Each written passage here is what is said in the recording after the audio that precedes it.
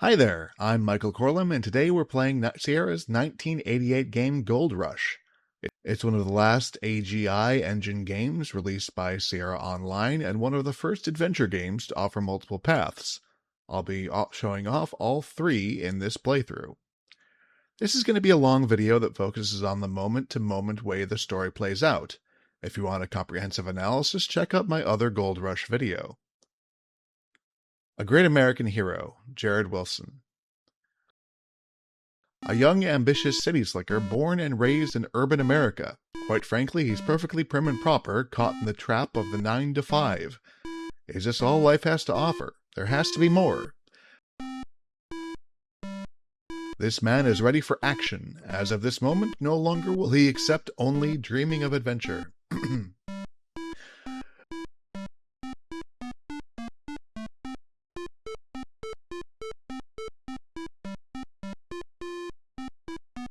We get some foreshadowing here, starting a fire next to a wagon train.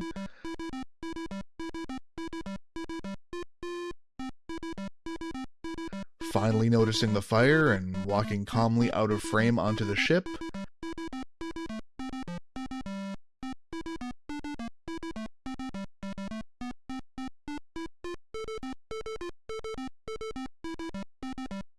Falling overboard and ending up swinging through the jungle, then ending up back in a street scene.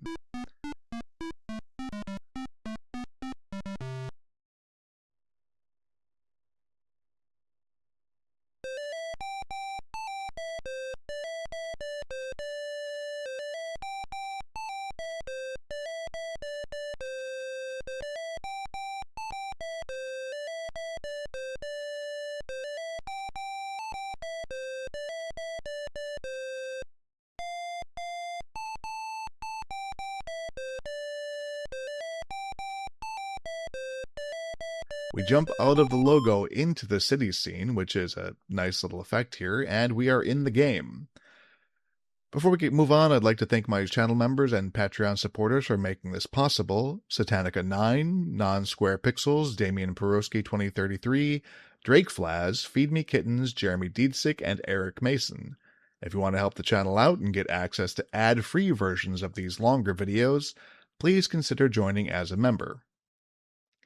Brooklyn Heights, New York, 1848, before the Gold Rush. We don't have a lot of context beyond the opening text. The game's manuals talk more about the Gold Rush historically than Jared's particular situation here, but from prior playthroughs we know that the Gold Rush is going to hit in about 15 minutes of real time, and all the prices rocket up, so we have to move quickly to supply what we need, and we don't have a lot of time to explore. Fortunately, time spent paused or reading text boxes doesn't count. And there are a lot of text boxes. You're in the heart of suburban Brooklyn. The year is 1848.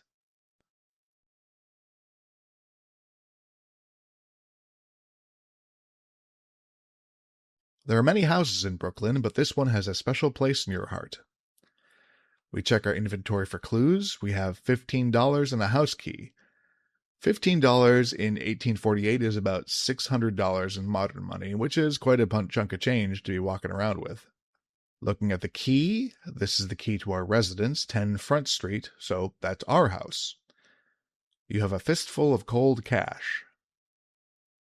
There's a lot of foot traffic here, and yes, the carts can run you over if you run into them.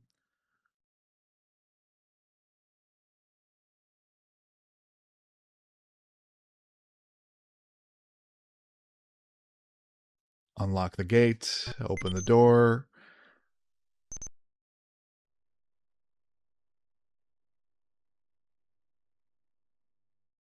You always keep your house locked. Can't trust anyone these days.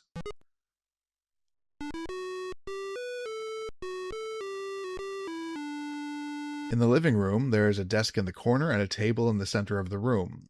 What looks like a bong on the table, but that's probably a lamp. This is the main entryway. The living room is to your right. One of the improvements in Gold Rush over earlier titles is that we can just type L to look or G to get.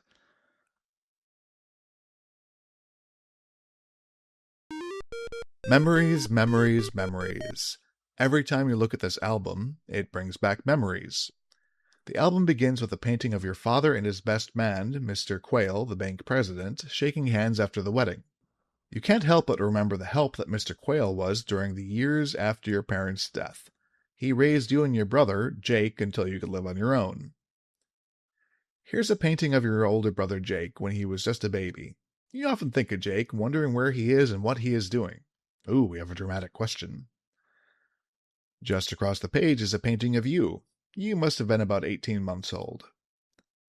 And finally, you see a photo of your entire family together. You remember the excitement of posing together in front of the camera. It is a very special photo to you. In 1848, that might have been a daguerreotype. We don't know. But let's go ahead and get it. You carefully remove the family photo from the album.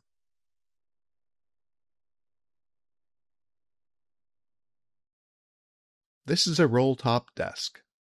Let's close it. There's something on it. Crumpled, slightly faded, and wedged between the slats of the roll-top is what appears to be a misplaced bank statement. You retrieve the crumpled bank statement from between the slats of the roll-top desk. And yeah, we're going to hear that sting every time we get points, so get used to it. It is your handwritten quarterly statement from the Brooklyn Bank. On the date of this statement, the balance of your account number 6, was $200. That's about $8,500 today. I wish I had that kind of savings.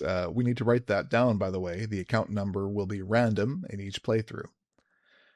We could poke around the house some more, but the clock's ticking if we want to strike it big in the gold rush, and we do, even if the game hasn't told us that yet. We need to sell our house before the discovery of gold in California crashes the economy. How do we sell our house? Well, the manual doesn't hint at the fact that we even can, so this is one of the big points you might want to go out and buy a hint book from Sierra for, but it's really simple. We just go outside and type sell house. This is a difficult decision. Your house means a lot to you, but you put it up for sale. And just like that, a for sale sign appears in the yard. This is the only time in an AGI game you've used such an abstract command to accomplish a complex task, like putting your house on the market. But that's not all. Now we have to wait for a buyer, something the game is not telling us we need to do. So we just kind of hang out in front of the house until one shows up while the timed gold rush countdown keeps on ticking. Let's look at our house while we wait. When you were a young boy, just after moving to Brooklyn, your father built this house with his own 2 hands. It's one of the few things he left to remind you of him. It might not be the richest or best kept house in the neighborhood, but you value it more than a mansion. Alright, skipping ahead, a few minutes have passed, and here comes a guy with a wad of cash in hand. The real estate man says, "You are fortunate to own such a fine piece of property. I like this property and am willing to pay top dollar. Will you accept $850 in cash for your house?" That's about $36,000 adjusted for inflation, but we're desperate and it's the only offer we get in the game, so let's agree.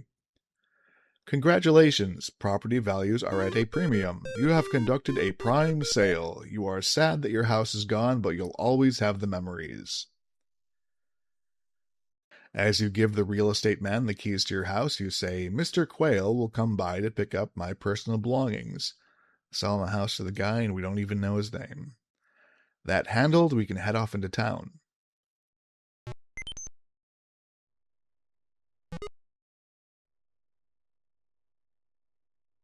This is downtown Brooklyn Park. The gazebo and flowers catch the eyes of those who walk by. Let's head into the gazebo.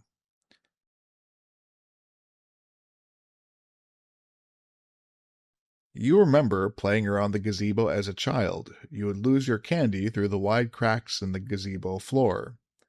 We'll steal some flowers first.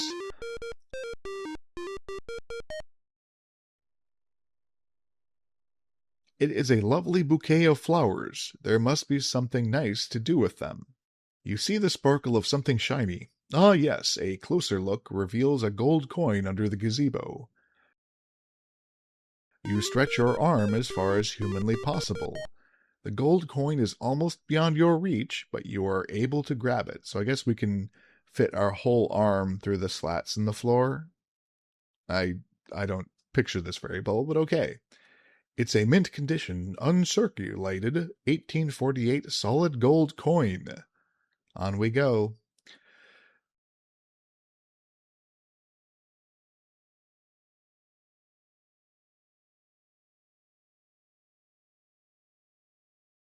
You're outside of the Brooklyn post office. You're outside of the business office of the Brooklyn Evening Star.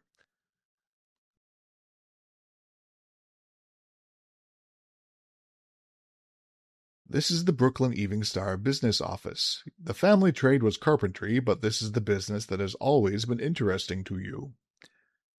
You have your own office, make a decent wage, the boss is pleased with your work, and you like the people that you work with. What more could a person want? Indeed. Let's head up to our office, the one with nobody there.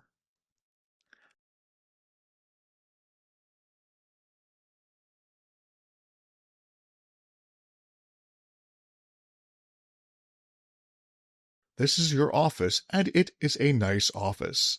The company likes to take care of its best performing employees. You have moved up steadily in the company since you started working here as a paper boy. If you work like a dog for the next 20 years, you might be one of the top dogs around here. Anyone else in town would love to have your job, but at times you wonder if you want to do this for the rest of your life. I feel like the game's giving us some mixed messages here about how much we like our job. Around the edge of your blotter, you see the corner of newspaper clippings you keep under it. These clippings are very important to you. You find yourself reading them often, wondering where your brother is and what you are doing. These clippings describe the complicated episode of your only brother, Jake. Jake was falsely accused of a crime he didn't commit. Although Jake was promised a fair trial, the townspeople weren't interested in justice. You mean like the New Yorkers? The result would have been a foregone conclusion. Jake's only alternative was to leave town and never come back. When he left Brooklyn, you wanted to go with him. Jake told you to stay because it may be dangerous. But he did promise that he would contact you if something important happened. He left 11 years ago, and you haven't heard from him since. I feel like we could use a few more details. What was he accused of doing? Why couldn't he expect justice?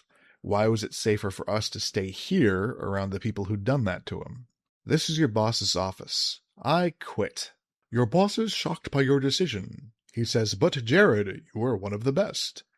He continues, "But a man has to do what a man has to do. I wish you the very best, Jared. We'll miss you around here." Why did we quit? Because of that gold rush that hasn't happened yet. Off to the post office.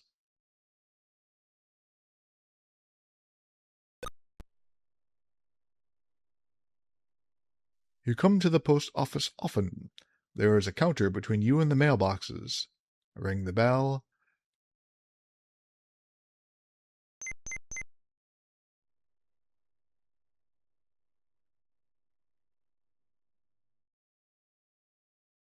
What can I do for you?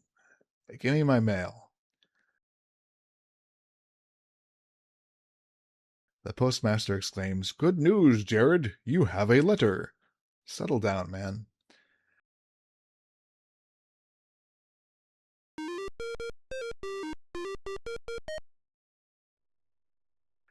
The envelope is tattered from traveling across the continent. There is no return address, but there is a postmark and a stamp. Let's look at the postmark. It is difficult to read, but you are able to decipher Sutter's Fort. From the Gold Rush history manual that came with the game, I recognize that as being in California. Take stamp. You peel, back corner of the stamp and find a gold flake. Jake has found gold. All right, let's read it. Okay, open and read it. January 25th, 1848.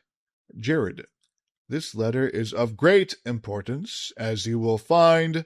I live in the area drained by the American River. Today I came down to bury Pa. You will want to come here quickly. Only you will understand.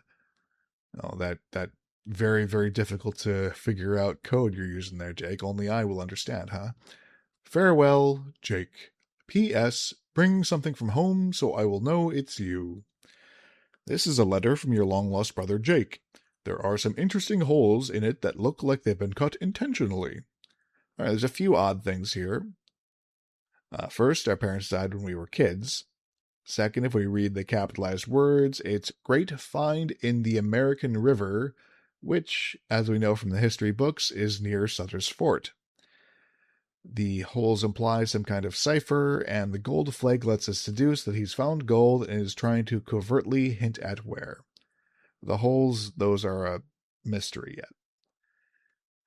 As we leave, I think the sequence would make more sense if we'd gotten the mail first, then quit our job to go join Jake without adding too much extra time. It's not a huge deal, but it does flow better that way, so let's just pretend I did that. Either way, we're off to the bank. This is the impressive interior of the Brooklyn Bank. There is activity everywhere you look. The teller says, "How may I help you?" The only command here is take money.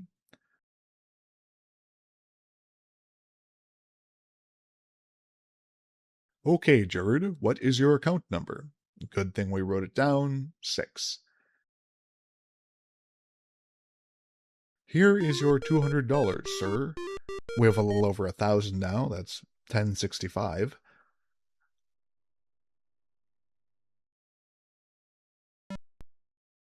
I think that's the guy who bought my house.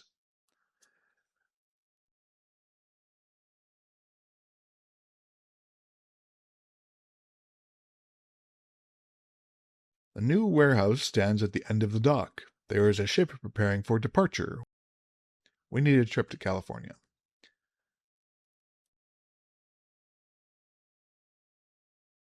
The warehouse is huge. There is a poster attached to a large post. Bound for California. This New York-built steamer, Seafarer, now has all her cargo engaged and will have a prompt dispatch. Buy ticket from Leonard at 12 Front Street. Before we leave New York, though, let's head to the graveyard and visit our parents' graves.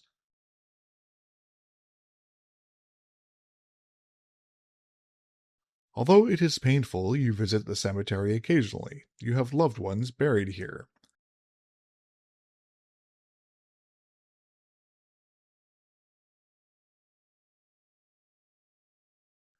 All the way in the back.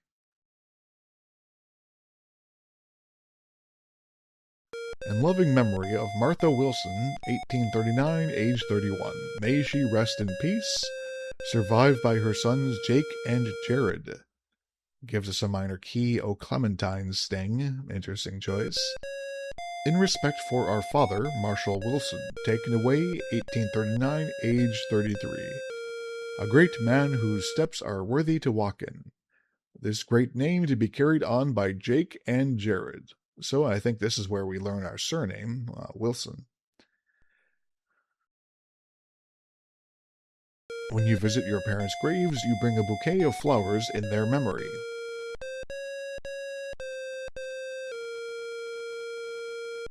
It was a dark, damp, dreary, cold, rainy, windy night many years ago that your mother and father were suddenly taken in an unfortunate horse-drawn buggy accident. How quickly and tragically they were taken. You have never, and most likely never will, understood why. Interesting that we only get those details if we took the flowers from the pagoda to leave on the grave. An unnecessary task to win the game, but it's worth some points. Alright, we're just about ready. Gold Rush actually gives us 3 routes we can take to go to California, which is a first for a Sierra game. There have been multiple solutions for puzzles in the past, but this is the first time we've seen 3 distinct routes. They do converge later, so I'll go ahead and show you all 3. First, we'll head to buy the tickets, past the house we sold. We're still on the clock as far as getting supplies before the prices explode with the gold rush, so we gotta hurry. Leonard says, I've been getting some business from my posters in the warehouse, Jared. What can I help with you today?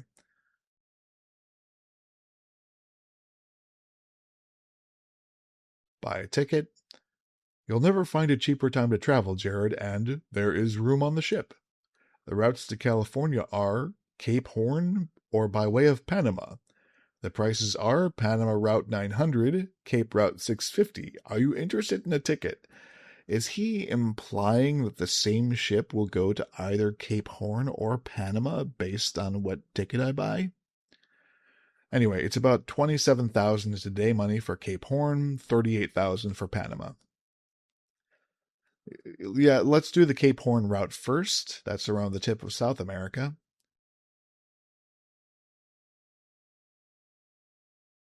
The cost of a trip to California by way of Cape Horn is $650. Would you like to buy a ticket?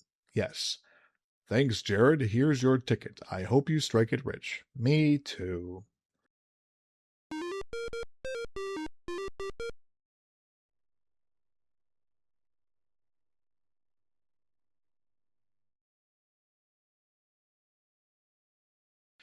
You have in your possession a ticket entitling you to a trip to California via Cape Horn.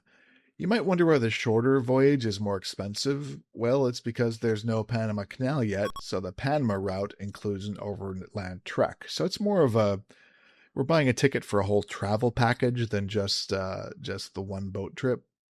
We have a little over $400 left for supplies, which we'll still have to do before the rush hits and prices go crazy, and it's quite a walk. Here we are, grocery store. Good day, sir. What can I do for you? We're going to want some fruit to ward off scurvy. Very well, sir. I see that your account has a positive balance, so I'll put that on your account.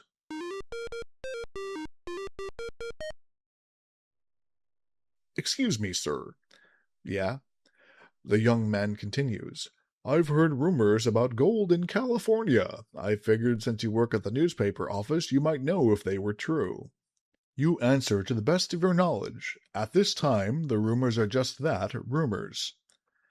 That's what I thought, but if they're true, and I hope they are, I'd be on my way today.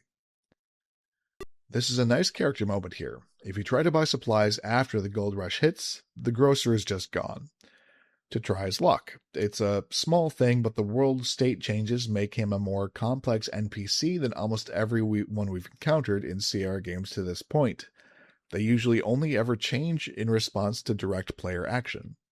Alright, that's everything we need for this branch of travel, so let's head to the ship.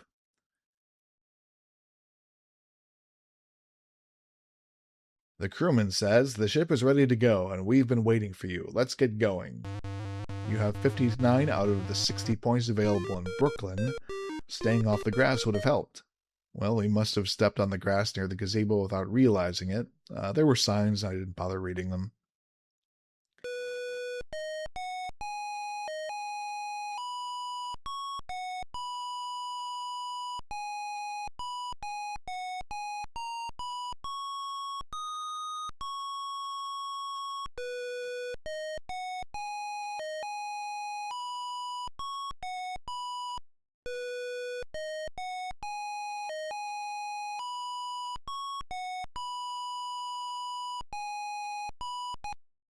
This could have been a shorter sequence.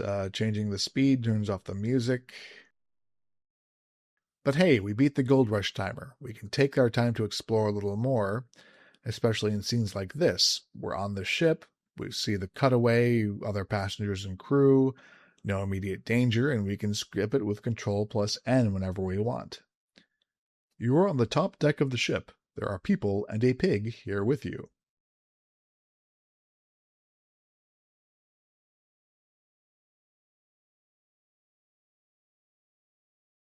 You say to the man reading the book, we're on our way to California, but we have a long trip ahead of us.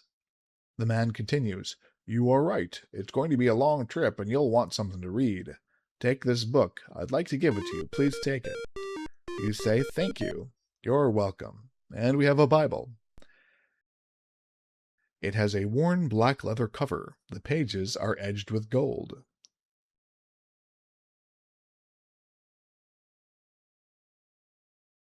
You ask these men, how much gold do you figure you're going to take out of these California hills?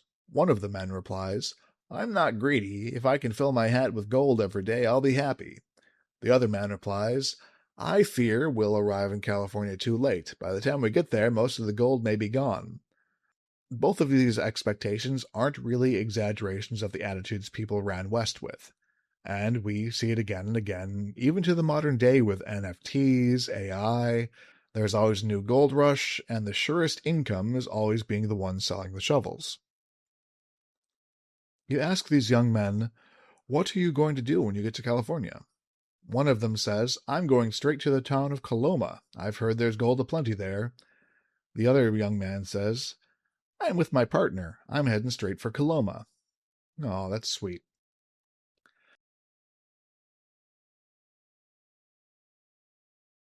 The ship's first mate says, "I've been traveling with a captain many years and never have had a mishap. You can count on a safe trip." No, we can't.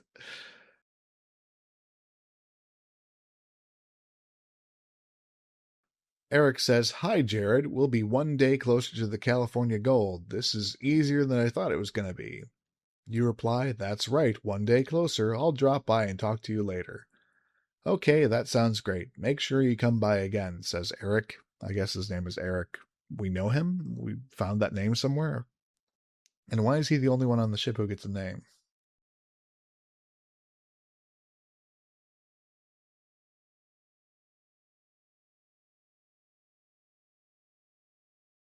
Talking helps pass the time on such a long, boring journey, and talk the captain can do. He always seems to have a story to tell. The captain thinks for a moment, then says, "Did I ever tell you about the time I broke the existing world record for quickest trip from London to Hong Kong? Well..."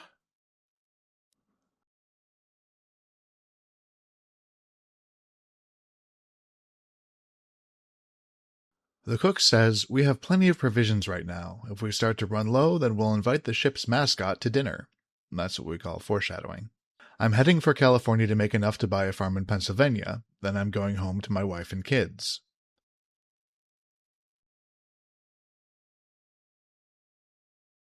The engine man dissertates, "This baby has been outfitted with the latest in high-pressure steam engines. When the captain gives the command, full steam ahead, I give her everything she's got and blow the whistle."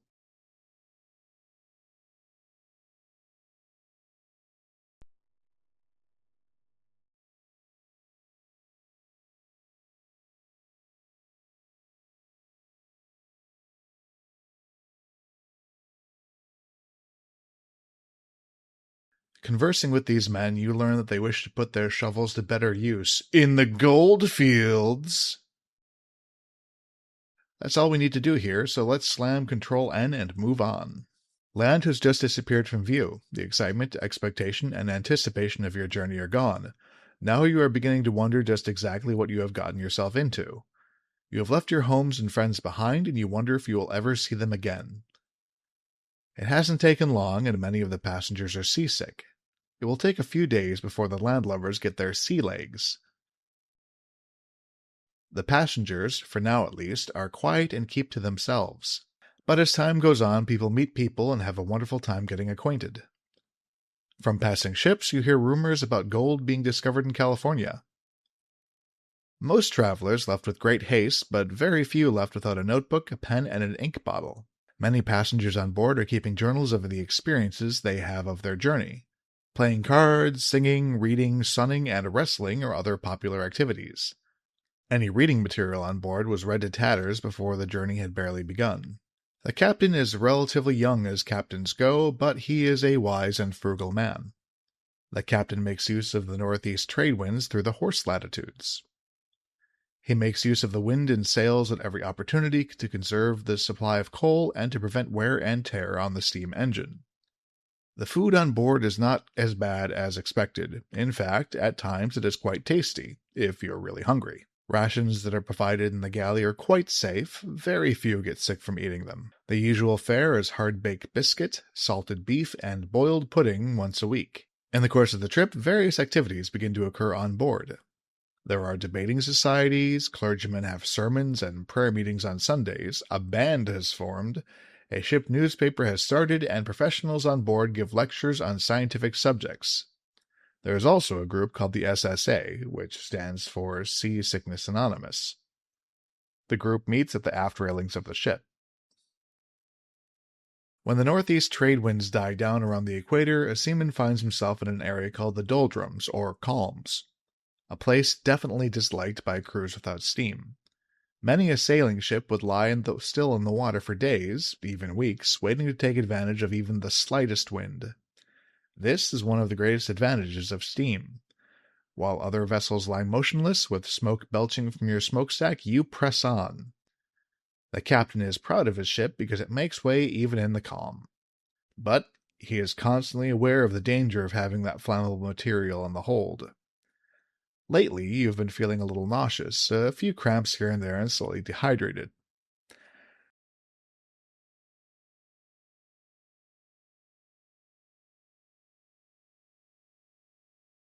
There was nothing you could do. Sometimes terrible things happen. The dreaded disease of cholera has knocked on your door. Your misery is over. And we're dead, and nothing we can do about it. Travel in Gold Rush is dangerous. Entirely RNG based. The wagon trail and ship travel have long sequences that are randomly generated, and many of them will just plain kill you without the ability to do anything about it, like this. The fruit we bought will give us the chance to ward off a random scurvy roll, but most of the events will just kill us. And like the game said, there was nothing we could do. Sometimes terrible things happen. So we restore the game, and we have to go all the way back to New York because the entire journey's events are randomly rolled as we leave harbor. Let's increase the speed.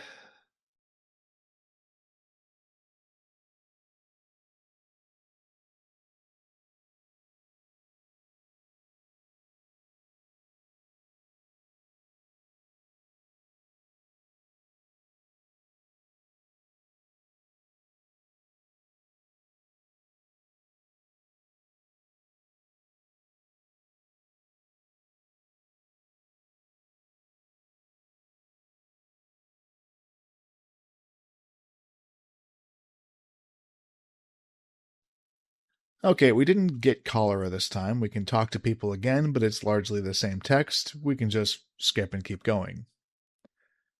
You are aboard a mighty steamer, but it's not the most common type of vessel on the high seas. Clippers are the sovereign of the seas. It will not be uncommon to see many clippers during your voyage. While passing through the area of the equator, the heat gets unbearable. The deck is too hard to walk on. The tar in the seams of the deck bubbles. The island of Fernando Novanu, located about 198 miles east from Brazil, now comes into view. Rumors abound on the actual story pertaining to the island. Some say that Alexander Selkirk, more commonly known as Robinson Crusoe, was exiled here.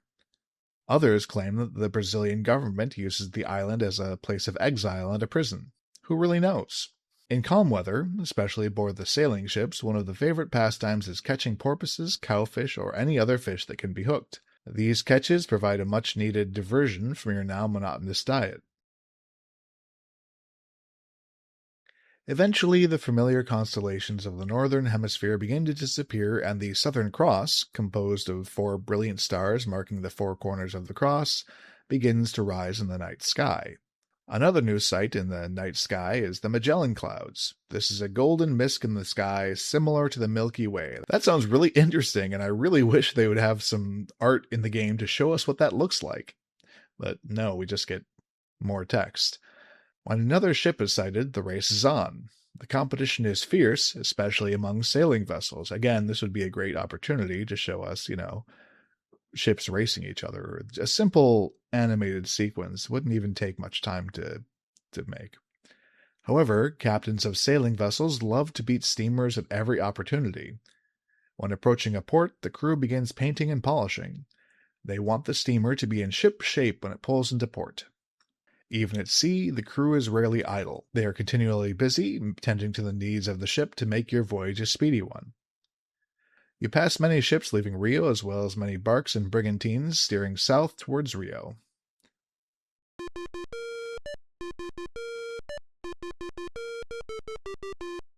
The prominent landmark in this famous port is called Sugarloaf.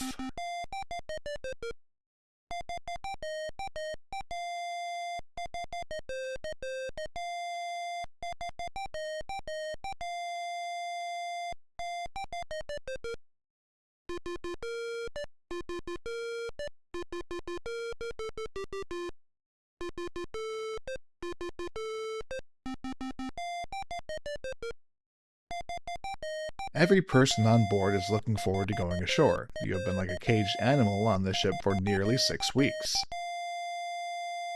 Ships of every kind, brigs, barks, brigantines, schooners, clippers, steamers from nearly every country come and go. Whaling, cargo, passenger, and even slave ships come and go. The stay in Rio normally lasts about 10 days, could be more, could be less, depending on the extent of the repairs. During this time, supplies, including coal, wood, fresh water, and food, are replenished. Small repairs are made, and the ship is prepared for the next leg of the journey. The fruit here is plentiful. You manage to secure more of the fruit to which you attribute your good health. This is a fine, well-protected southern harbor, which makes it a favorite stopping point for ships preparing to round the perilous Cape Horn. Nothing to do here, no adventure, so we just take off again, presumably after 10 days have passed.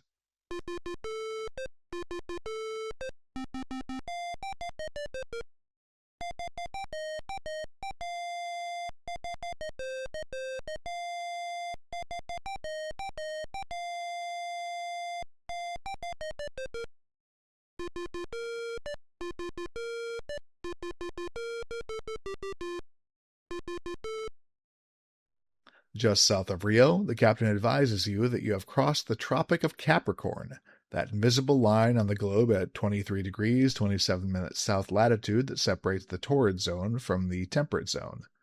Most passengers on board have little use for such trivia, but it is reassuring to know you are making progress.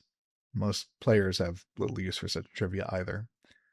Rumors are starting to spread about the difficult times you are going to encounter in a few short weeks. You hear horror stories about getting around Cape Horn. Passing the 45th parallel, the temperatures begin to drop.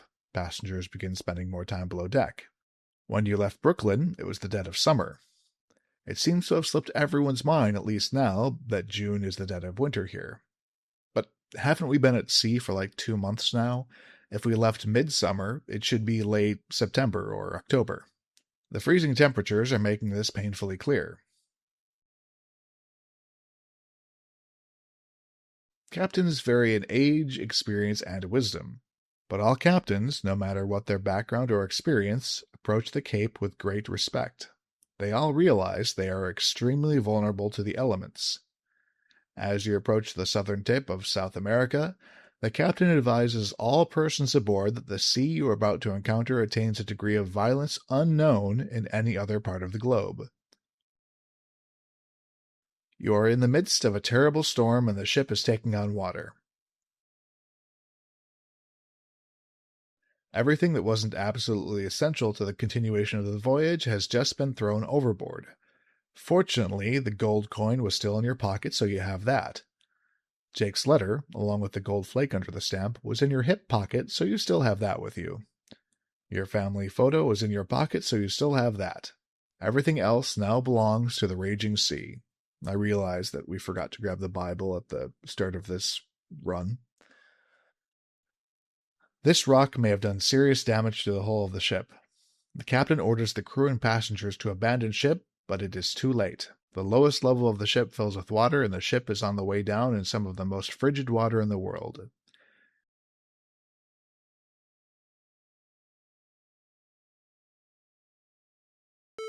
You have joined many other seafaring adventurers in Davy's Locker. And that's another game ender we can't do anything about. The tossing stuff overboard always happens in each run, but hitting the rock is a variation on the scene that leads to, well, everyone's death. Nothing we can do but restore. Let's skip ahead. In fact, F8 lets us skip the text boxes entirely, so let's do that until we catch up to as far as we made it last time. Alright, we're back to the storm. I think we're okay, but the shuddering makes it difficult to type. The engine man says, I have complete faith in these engines, but I have my doubts about the ship. I hope we make it.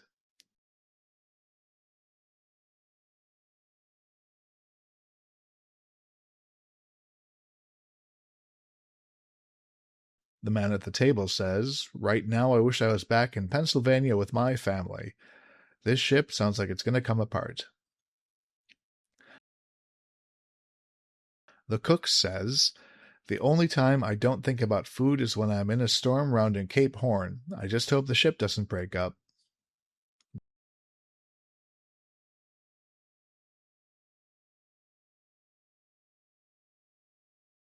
The workers agree. The last thing on our minds right now is the gold in California. All we want to do is make it through this storm alive.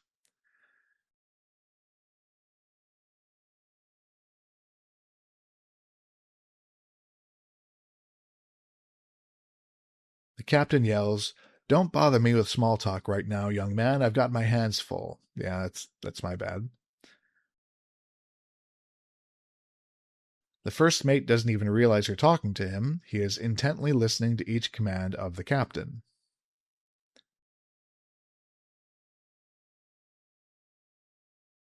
With great concern, you ask Eric, "How have you been lately?"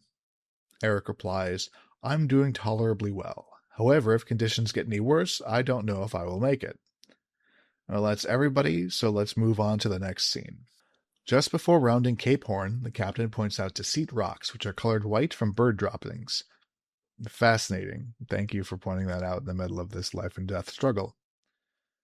Rounding the Cape from east to west is not an easy task. If all goes well, it is usual for a sailing ship to allow 3 to 5 weeks to get to the west side of the Horn. Winds in the area of the Cape rarely blow less than 45 miles an hour and almost always from the west. Gales in this area can easily pick up a schooner and smash it into the rocky shore. The raging seas are the temperature of melting ice. You scarcely get 6 hours of daylight. When it is light, it is of little benefit. The overcast hugs the seas and visibility is very low. It is not uncommon for it to snow here in the summertime. The captain is continuously looking through his looking glass, keeping track of the ship's progress and position. He also makes entries in his log religiously. Nowhere is navigation more difficult than in these waters. Some sailing ships would take 70 days to round the Cape. I don't really care about some sailing ships at this point. Some ships would turn back because of the damage the sea had done to them. Some ships would not make it at all. Occasionally, you see floating wreckage and debris from less fortunate vessels. All right, back in the ship.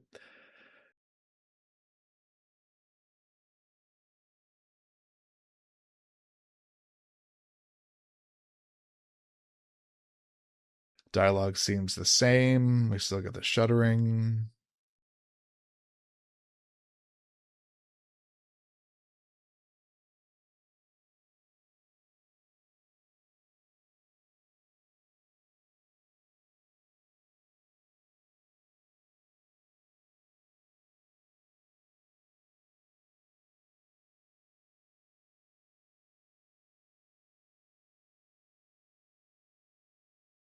This is the captain's cabin.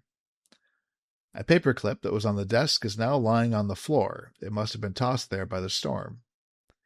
You pick up the paperclip and put it in your pocket. We'll need this later.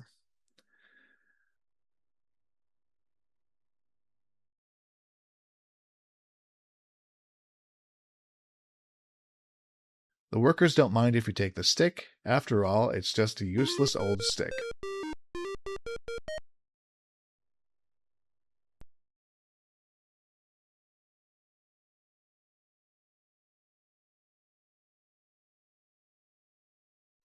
You scoop up the metal scraps, being careful not to cut your hands, and put them in your pocket. Typical adventure pack rat behavior. Alright, let's go on to the next scene. With the rounding of Cape Horn, also called Cape Stiff by many sailors because of the difficulty of rounding it, behind you, the captain starts the steamer north by northwest. It is everyone's goal to reach the port of Valparaiso, which means Paradise Valley.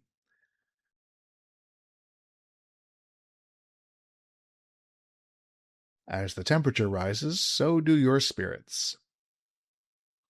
Off the coast of Chile, the ocean is swarming with sea cows. A little further off the coast of Chile, about 400 miles to be exact, is Juan Fernandez, the island most often recognized as the island on which Robinson Crusoe was actually exiled in 1704. Every person on board has been looking forward to arriving at Valparaiso. They have been in close quarters for too long. The port at Valparaiso is shallow, so the boat is anchored offshore. People go ashore and supplies are brought aboard by a continuous stream of small boats going back and forth from the shore to the ship. While ashore, people would nearly kill for a current newspaper to read. But the word is confirmed. Gold has been discovered in California. We waste no time in loading the ship with only that which is absolutely necessary and head for California. The only excitement today was crossing the tropic of Capricorn for the second time and the last time on this voyage. The unbearable heat isn't far away again. When the captain sees another ship, he always knows what kind of ship it is and under what flag it sails. There goes a British full-rigged three-master. Saw an interesting sight today, flying fish. Fishing has become one of the favorite pastimes, especially since the weather has warmed up. Those who don't partake in fishing enjoy watching for whales and porpoises. On the west side of South America, the crew anticipates arriving in California and begins putting things in order. The crew is busy scrubbing the deck, chipping off rust, painting, and polishing. Most of the passengers who were keeping journals at the beginning of the trip have stopped by now, but throughout the entire trip, people have been reading whatever they can get their hands on.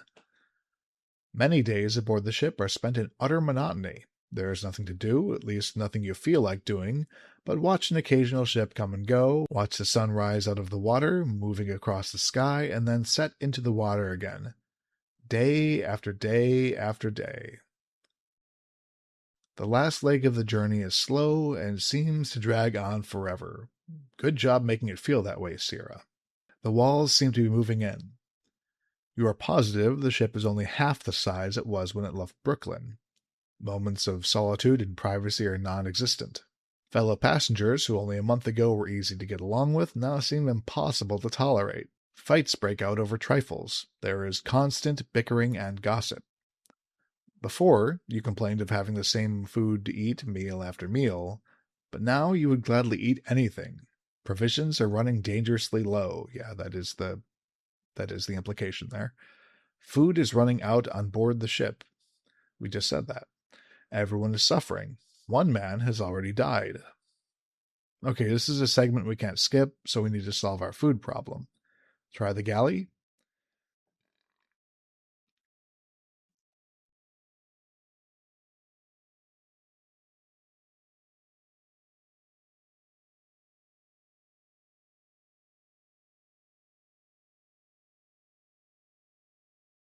You are on the main deck of the ship. The galley and engine room are located here. The pig that used to run freely is now steaming on the table. The cook says the provisions are gone. All that is left is the ship's mascot. It is now steaming on the table. There is only one problem. I may have waited too long before preparing the pig. It may be diseased. So far, no one has had the nerve to try it. Guy's still saying the same stuff. You grab yourself a nice slab of pig meat from the steaming pig.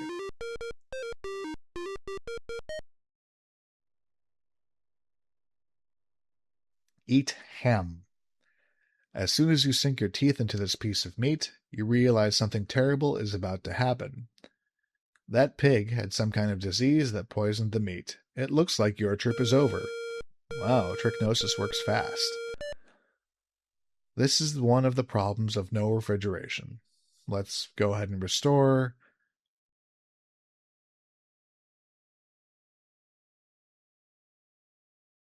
Captain doesn't have anything new to say about the starvation.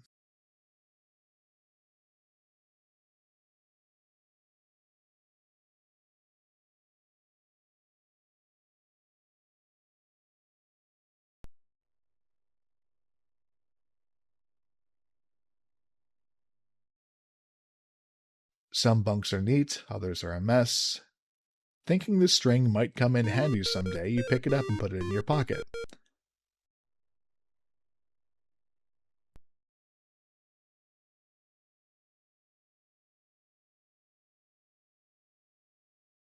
All of the supplies and food are running very low and you are feeling weak to the point of death. We're now shuffling around like the virgin from the Chad meme.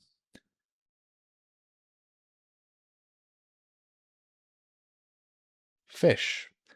That is a wonderful idea, but you just can't muster the strength to do it. We have to be quicker. Fishing can save us, but we can't waste time getting the string and bait, so let's restore and do it a little faster.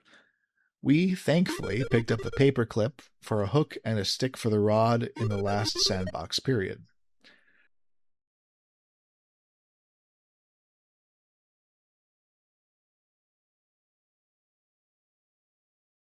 Well, you've done it. You've found the perfect place to fish, and now you have everything you need to do it. You pull the wooden stick you found in the bunk room out of your pocket and attach one end to the wooden stick. The other you attach to your paperclip. You tie the metal scraps from the engine room to the string a few feet from the paperclip as a sinker. And last, but certainly not least, you gladly take that piece of pork out of your pocket and carefully put it on the paperclip so it won't fall off. With great anticipation, you lower this makeshift apparatus into the churning sea. Fortunately, we don't need to play a minigame to catch a fish.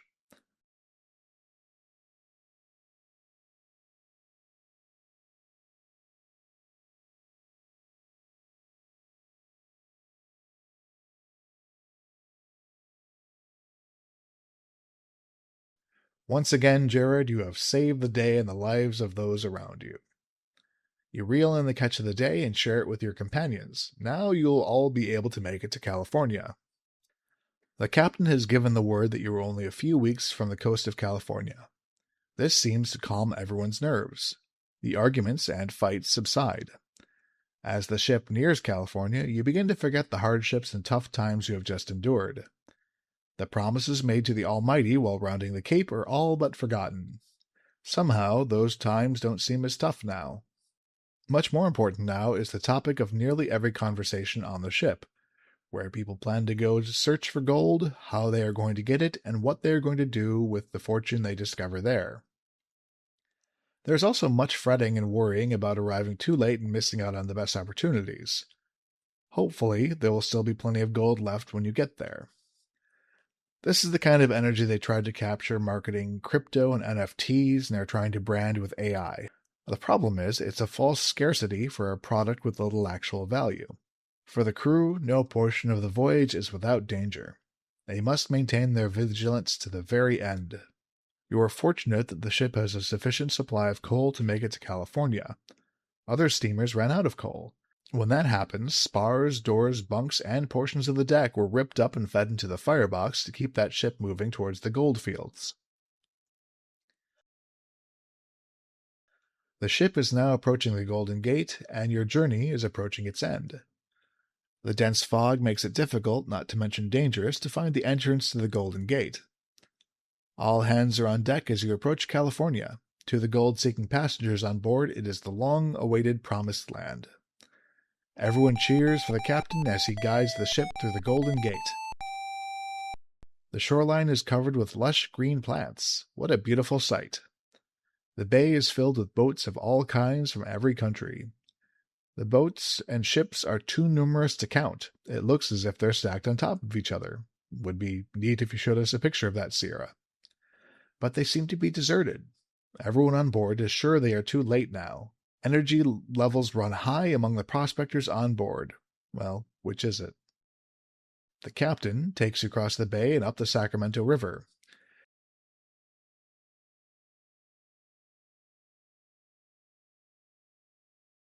You have 87 points out of the 95 possible. Don't give up. We realize we forgot to grab the Bible from Eric at the start of the trip. You've been on the ship long enough. Go ahead and disembark. We're hard to see, but we're the 6-pixel-tall person in black on the ship's deck. Sacramento is just a beehive of activity, but like any other city, it's made of streets and buildings. Impossible to tell what's what without looking. You're inside the El Dorado Exchange. You're inside the stage building. It looks like the Sutter's Fort stage is prepped and ready to roll. Look at the schedule. According to the stage schedule, you have missed the one and only stage to Sutter's Fort. Wow, so we have to be really fast.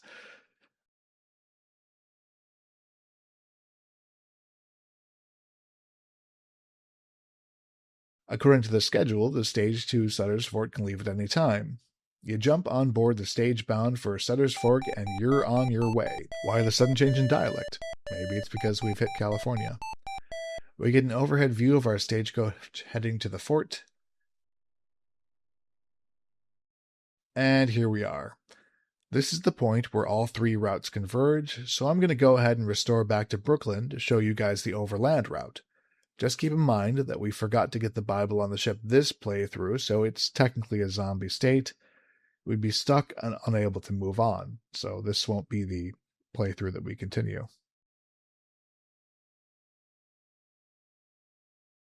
Okay, next let's do the Overland Route. We head west from the newspaper offices, past the coach house and livery, to the stage travel building. How may I help you, Jared? The walls are covered with posters describing exciting places. Let's buy a ticket. I knew it the instant you walked through the door, Jared. You have decided to head west. The furthest west I can get you is Independence, Missouri. There you will join a wagon team heading west. The cost of a ticket to Independence is $200. Are you interested in a ticket? That will be $200 in cash, please. This ticket will get you to Independence, Missouri, Jared. Now I'm about to give you some information that you may find helpful later, so listen up. I've enlisted you as a member of the Long Island Joint Mining and Stock Company. You should be able to locate the company once you arrive in Independence. Honestly, given how verbose it is about some historical matters, I'm surprised the game doesn't explain to us what this means. What info the developers felt was important seems almost random.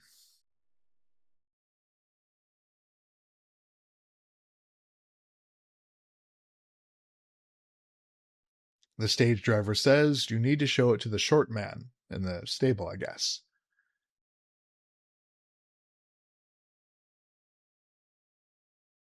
You have determined that walking behind a horse is hazardous to your health.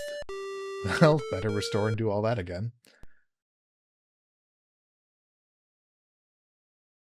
Hi, Jared. Please wait outside. I will be right out to help you. What may I help you with today? The midget says, oh, that's unfortunate. So you believe those rumors about the gold. Well, I hope you strike it rich. Hey, Harry, bring that stage on over here.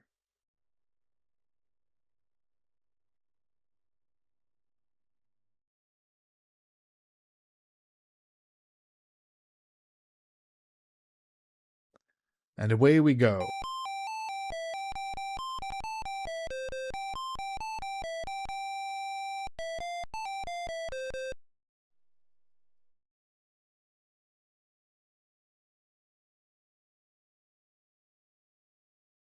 You have 60 points out of a possible 60. Well done. Didn't step on the grass this time.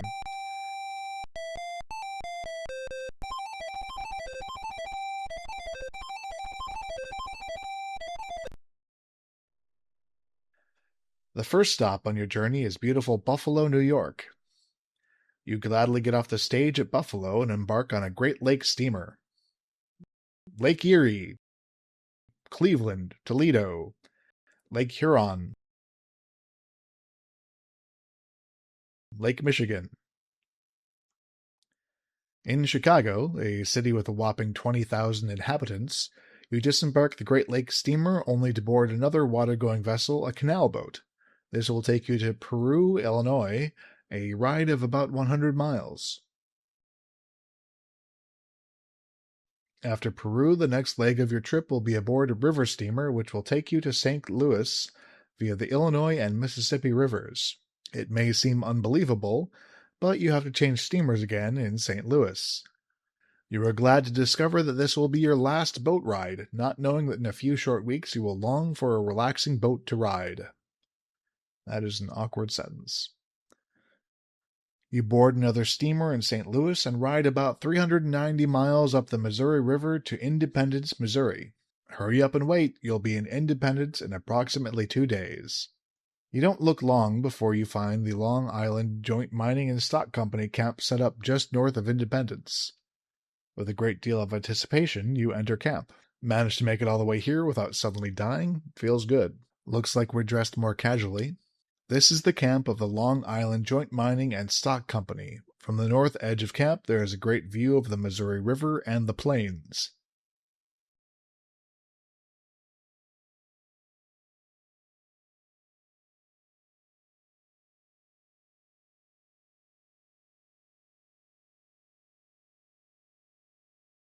Talking to this man is useless. He's sound asleep.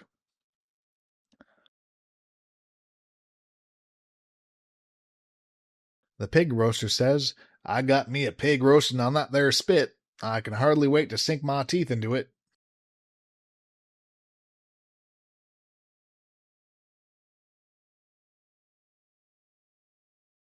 The man sitting on the log says, "Hello, youngster. I'm glad to see we've got some young blood along on this trip. We're going to need it."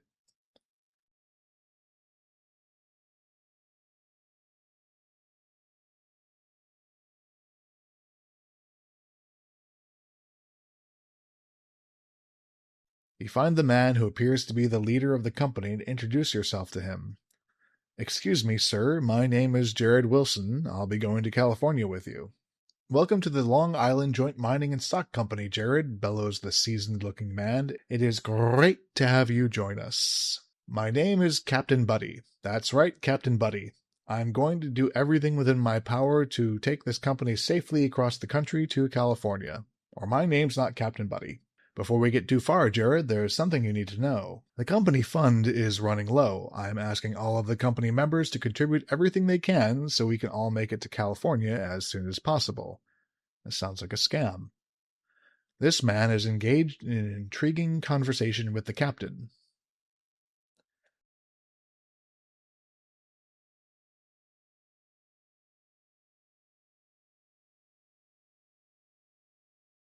The man reading the book says, "It is a beautiful day to just relax and read a good book. The going will be tough in a few weeks, so I'm enjoying every moment of this easy life." The man continues, "Since we'll be traveling together, I'd like to give you something. Here, take this book. I'd like you to have it." You graciously receive it and say, "Thank you." It's the Bible again. We get that in each route from the same guy, somehow. Schrodinger's Bible.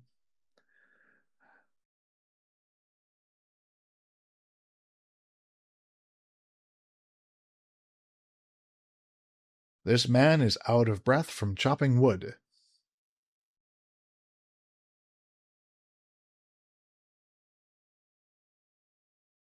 Okay, that's everything. We can give our money to the captain here.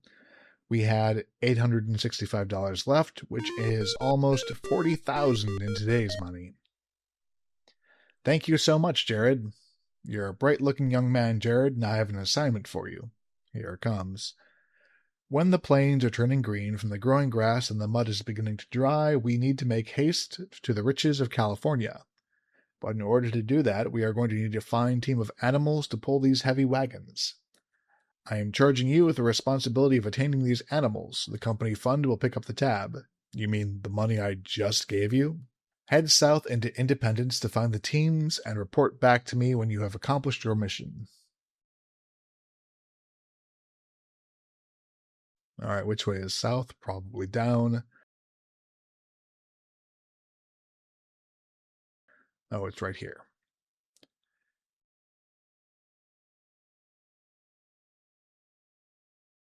This is the corral just south of Independence. There is a rancher in the barn watching the animals.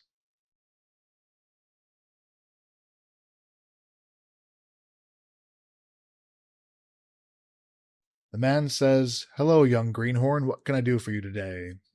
"Buy animals." The man says, "You've come to the right place for that. This is what I have to offer you. Mules, young oxen, or mature oxen. Which would you like?" "Let's go with the mature oxen." The man says, "These mature oxen are weather tested and true. I am sure you will not be disappointed. I will deliver them to your company camp before nightfall."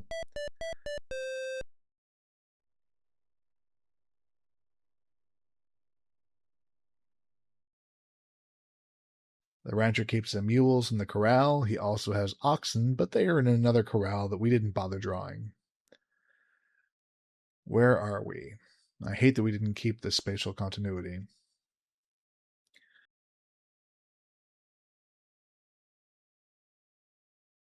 You report back to the captain that you have secured a team of animals and they will be delivered to camp later today. I trust you have selected the right animals to pull our wagons across the country. I have another assignment for you. It is up to you to determine when our company should head west. Isn't that your job? If we leave too early, the plains will be muddy and the wagons will sink to their axles. The animals will not have enough to eat. But if we wait until the plains are fully green, it may be too late. Then we will face the gut-wrenching thought of encountering the early winter storms in the Sierra Nevada mountains. Report back to me when it is time to head west, Jared. So what do we do? How do we figure this out? We have to literally watch the grass grow.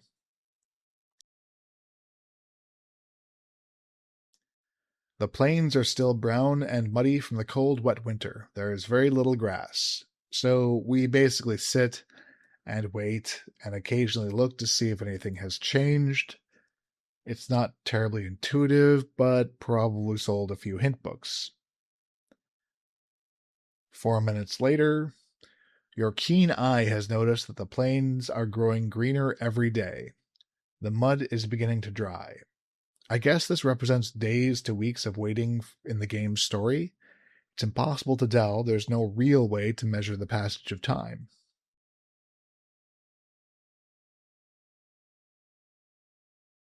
You report back to Captain Buddy. I think that it's time to head west. Captain Buddy bellows, "Okay, men, our scout Jared has determined that it is time to break camp and head west. Let's hitch him up and move him out." Back to Travelog edutainment mode.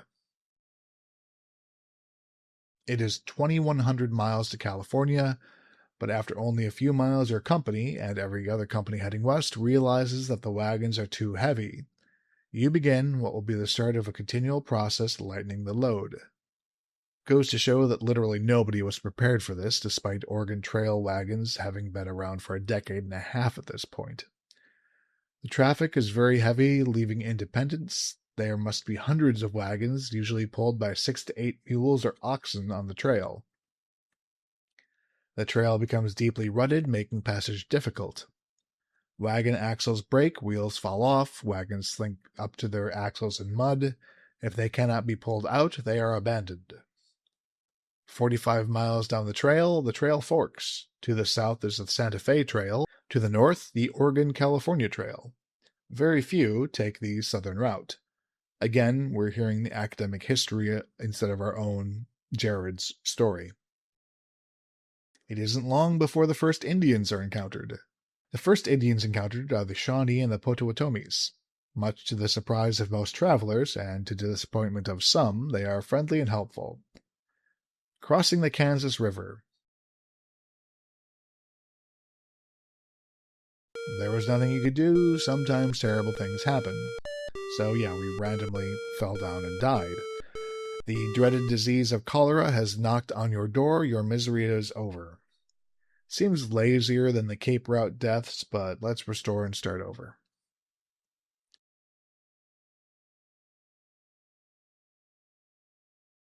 Oops, you fell from the raft into the strong current. You are swept downstream, never to be heard from again. The swift current has ended your dreams of fortune. Reloading again. Pressing F8 to suppress messages. Okay, past the Kansas River, we'll restore messages again. You are now traveling the land of the Pawnee Indians. This is the tribe of Indians that is most feared by the travelers. It is necessary to keep a keen watch at all times. The plains teem with buffalo. Herds of them stretch as far as the eye can see. Wildlife is extremely abundant. But the traveling masses do little to preserve their surroundings as they make their haste west. While traveling the trail, you find that those who have gone before you have left a trail of litter and garbage, one we probably add to. If there was no trail, you would have hardly noticed. You could just follow the trash. It is a sad sight. Also along the way, you find discouraged travelers heading back home in their wagons. The first major milestone is Fort Kearny. It was recently built by the U.S. Army to attempt to keep the peace between the Pawnee and Sioux Indians. Was it now? Travelers look forward to Fort Kearny for various reasons. Some just want a place to mail letters, others are interested in how many others have passed before them. Leaders want information on the conditions of the trails ahead.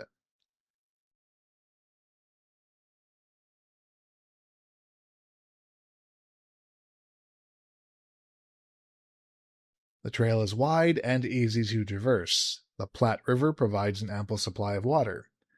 Between Fort Kearny and Fort Laramie, the company should average 17 miles per day. The upward slope is so gentle that the animals barely feel the grade. Discarding those unnecessary items in Fort Kearny really paid off. The captain advises the rest of the company that this will be the easiest part of your trip, so you had better enjoy it. Due to the lack of wood to burn for fires, the common fuel substitute is buffalo chips. They burn well if they're dry. If they're damp, they smoke a lot. If they're wet, they are next to fireproof. One of the main obstacles between you and Fort Laramie is the crossing of the South Platte River. What makes the crossing so difficult is that the riverbed is like quicksand. The trail ahead will take the company by the most prominent landmarks of the trek and also of the West. Ash Hollow, Courthouse Rock, Chimney Rock. All along the way, the wagons have been getting lighter, but climbing the gentle slopes of the North Platte, you find your captain finds it necessary to lighten the load even more. The captain also takes note of the need to increase the care given to the animal teams. There is much tough terrain ahead. Fort Laramie is another military station along the way that weary travelers long to reach. Once they arrive, many meet with great disappointment. They are unable to acquire many of the articles they desperately need, such as fresh animals to replace those that have died along the way, or those that will not last much longer. You could have all the money in the world and it would be useless. They just aren't available.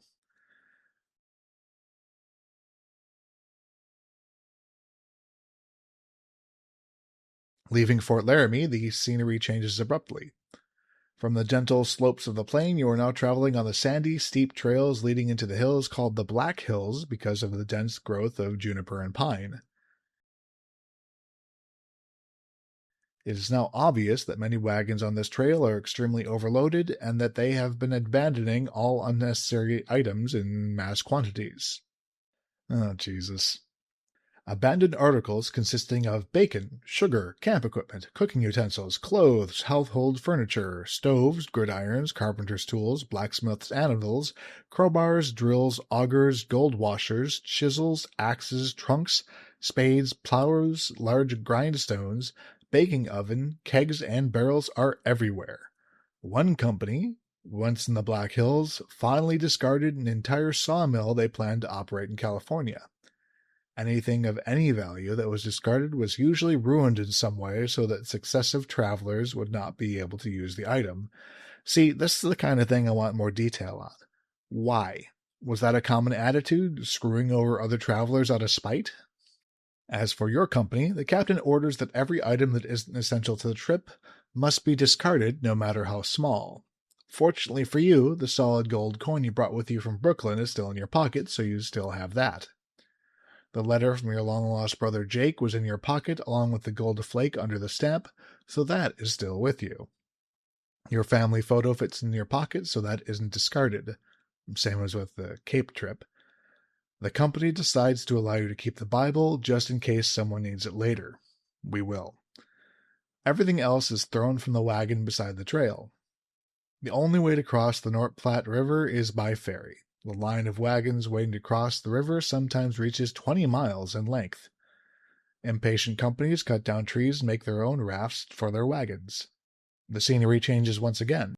The landscape is barren and dotted with sagebrush. The desert-like region has a few widely scattered ponds, most of which are poisonous pools of alkaline water. It is a gruesome sight to see the results of one of your animals partaking of the poison. Surrounding these alkaline ponds, the sagebrushes are outnumbered only by animal carcasses. It is a welcome relief to pass from the alkaline territory into the region of the Sweetwater River, where the water is just that, sweet.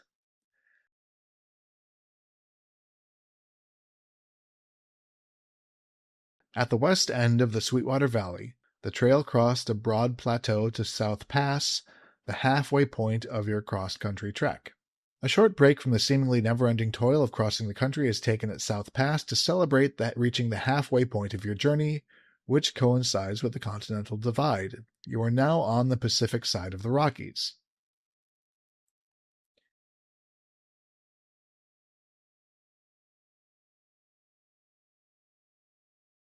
Your wagon train is now entering an arid stretch of land. It will be 50 miles before you or the animals will be able to taste the refreshing, cool water of the Green River. Every container is filled to the brim with the life-giving water that will be so valuable for the next few days. The trail across this desolate wasteland is strewn with dead oxen. Map looks pretty green to me. The animals, as well as you, are parched and desperately in need of water. The captain bellows a command, and the animal team comes to a halt. You are at the top of the steep hill overlooking the Green River. This part takes fast timing, so I've pre-typed the command unhitch wagon. That is a brilliant idea. As thirsty as those animals are, they would have pulled the wagon, along with everyone inside, over the edge of the steep hill. You are responsible for saving the animal team, the wagon, and the lives of your fellow company members. You are to be commended. Now we lock the wheels. Using your Yankee ingenuity, you put the chains through the wagon wheels to keep the wheels from turning. There they go. You can see other busted up wagons on the slope.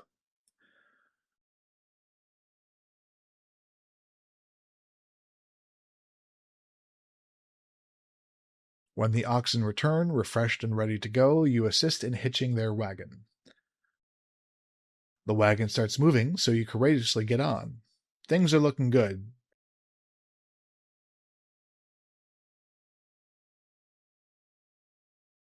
Congratulations. During this section of the trail, the going gets tough. There are no rivers going in your direction to follow. It is just seemingly endless miles of gravel, rocks, sand, dust, steep hills to climb, and difficult descents. As difficult as it is to keep going, you have to keep those big wheels turning.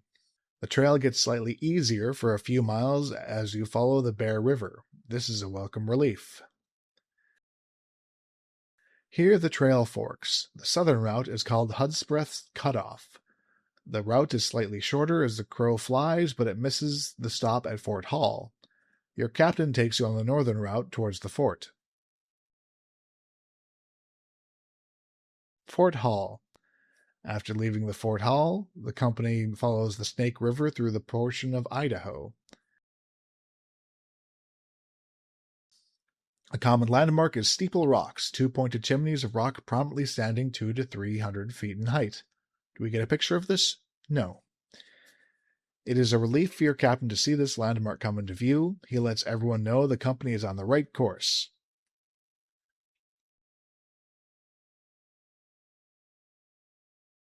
From Steeple Rock, your team continues westward.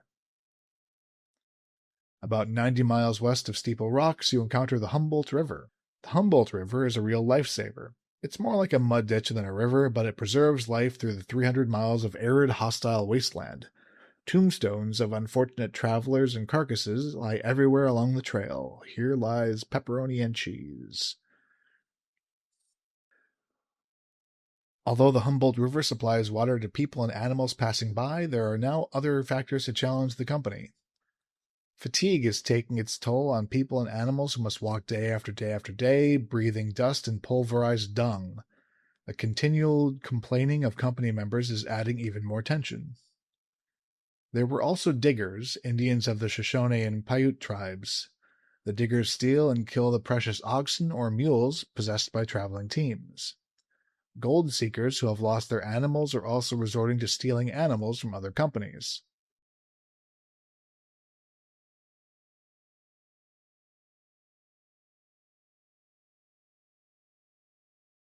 Here the trail forks again, requiring another decision on the part of your captain.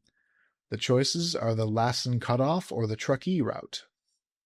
Not going to tell us the difference? Captain Buddy decides to take the Truckee route.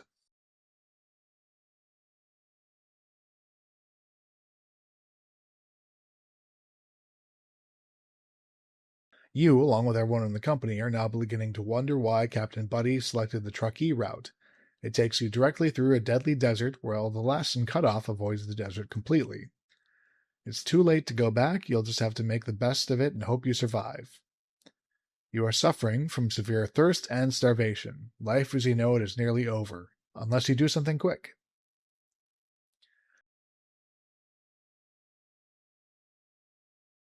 There is an abandoned wagon near the desert trail. You see a barrel on the side of the abandoned wagon.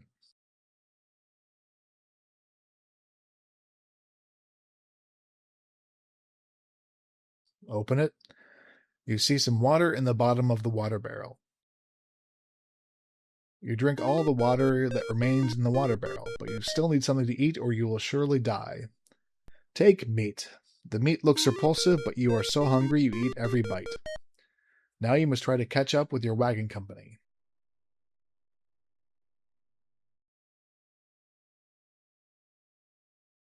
You are on the way again.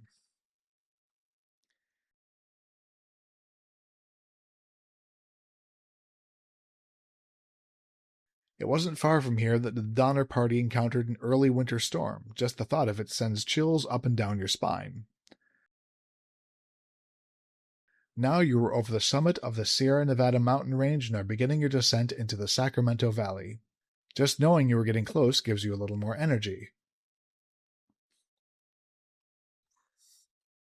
Once you reach the Sacramento Valley, you can get word from travelers who took Larson's cutoff that the terrain was formidable.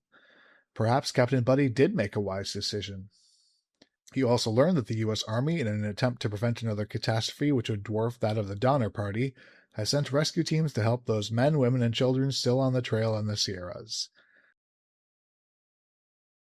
You have 95 out of 95. You are right on track. Okay, that brings us to Sutter's Fort. We didn't randomly die as often in that one.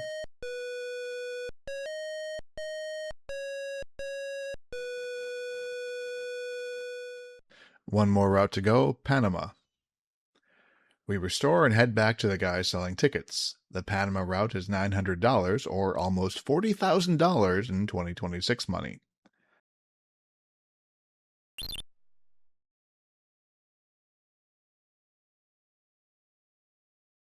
We head back around town to the hardware store next to the grocer. Without even looking, you detect a stack of fertilizer nearby. Only thing we need here is mosquito netting.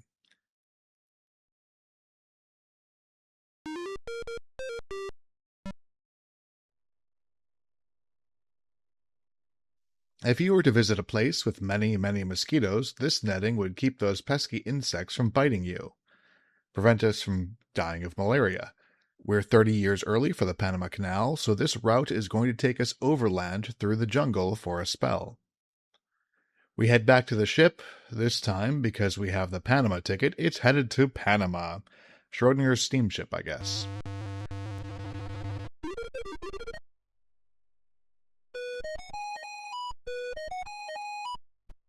The Panama route, since it is in most cases the most expensive route, generally attracts the slightly more sophisticated passenger.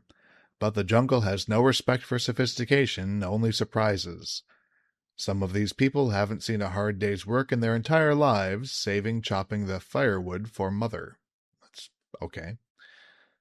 But nonetheless, it has become the route taken by New York brokers, Philadelphia lawyers, Boston bankers, and big city doctors.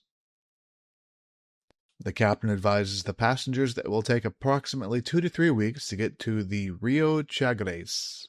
There's one main advantage of this route over the Cape Horn route. It normally takes less time than the Cape Horn route, getting you to that California gold as soon as possible. That is, if everything goes right. You are taking a big chance on catching a ride on the Pacific side of the isthmus. You must also contend with the Panamanian jungle. Around Cuba, as you travel farther south, the humidity continues to rise. In the distance, you get your first glimpse of the Panamanian coastline. It is a wall of green rising abruptly from the beautiful blue sea. The scene, as you see it, is as it has always been. It will be just as difficult to walk across the isthmus today as it was for Balboa centuries ago. Near the mouth of the Rio Chagres are ancient Spanish, Scottish, and English forts now in ruins. The most famous of these is Fort San Lorenzo. Hidden by the dense jungle are many more that are now invisible. Other cities and fortresses which once flourished are now overgrown and hidden. No one knows where they are. Ships arriving from all over the world are not allowed to dock on the Caribbean side of the isthmus. Ships must anchor offshore, which results in passengers having to pay exorbitant prices to native business people for a ride to shore. You will ride to shore and 40 miles up the Rio Chagres in small wooden boats. Offshore, it is beautifully silent.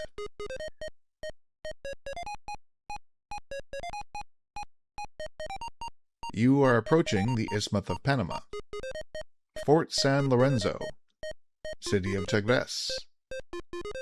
The thickest jungle you have ever seen.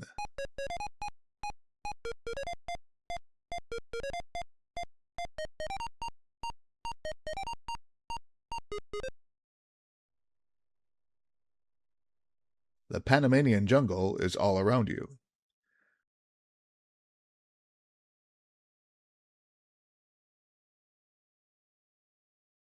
The Crooked River winds its way through a deep canyon with steep walls covered with thick vegetation.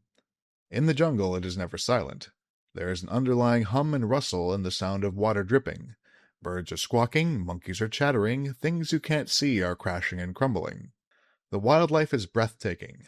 Monkeys are seen swinging in the trees, alligators are sunning on the logs, jaguars stalk the shores, flamingos, pelicans, eagles, blue and white herons, and vultures dot the sky.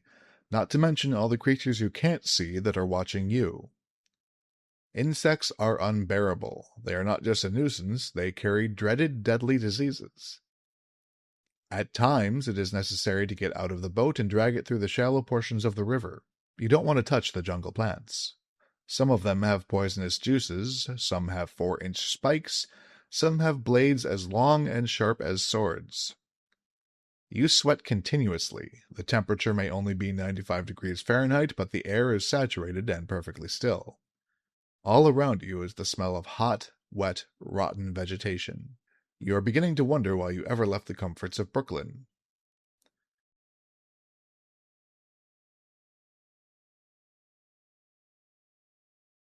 The lead native on the shore yells, Hungo bungo kramazumba humbo wa ratsa snafa gonga. That's uncomfortable to read. I'm not going to do that. The guide interprets. The leader of the natives asks, Give us all your valuable possessions. If you do, we will let you live. The leader of the natives continues, but I'm not going to read it. The guide interprets, If we don't, they will kill us as dead as a mackerel. The guide continues, I don't think they're bluffing. Do you think we should give them our valuables? This is probably how they strip down our inventory on this route, so yes. You tell the guide to tell the natives we will cooperate. The guide says to the natives, probably something racist. Your gold coin is deep in your pocket. As you empty your pockets, you daringly leave it there. The letter from your brother Jake is in your hip pocket along with the gold flake and the stamp. You leave that there. Your family photo is in your pocket, so you keep that. Everything else with you is thrown onto the shore. The leader of the natives runs over to the loot lying on the shore. The leader of the natives says something. Your guide interprets. They are happy with the items we have given them. We are free to go.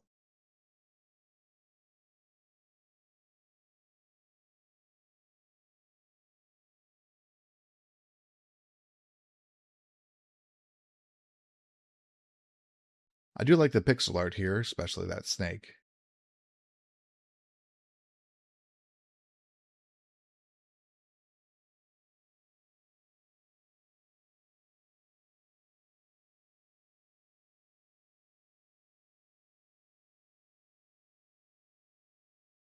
For a portion of the 20-mile walk to Panama City, you are traveling on a road built centuries ago by the Spaniards. In the early days of their conquests, this road was used to transport treasures across the isthmus.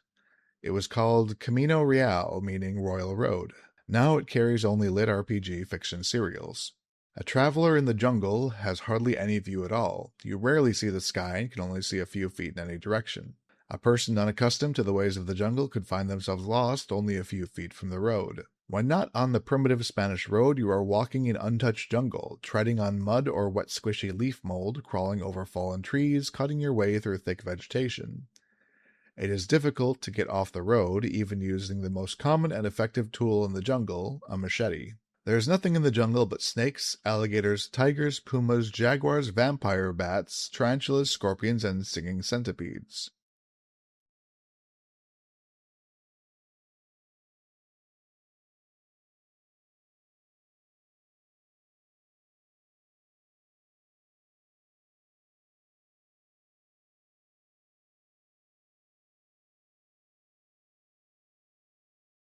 Oh, didn't realize I'd stopped and that this isn't a cutscene.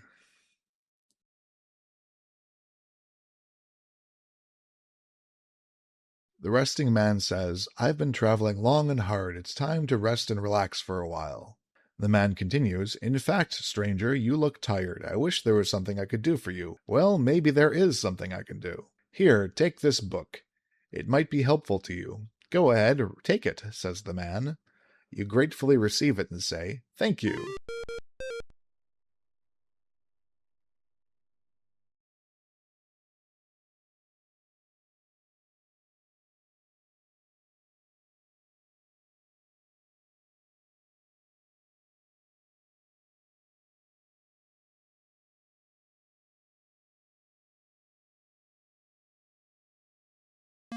Oh no, it can't be, the dreaded jungle ants. That's a great idea.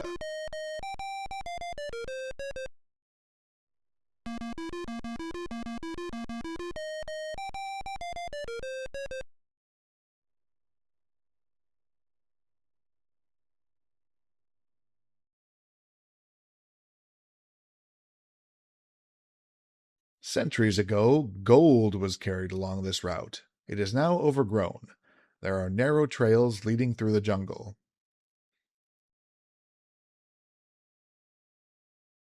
Ouch! Watch out for those jungle plants. They have leaves like swords, and totally hidden by the foreground.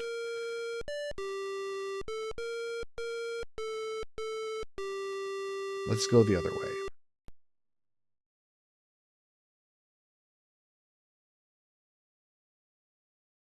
Ouch, ouch, ouch.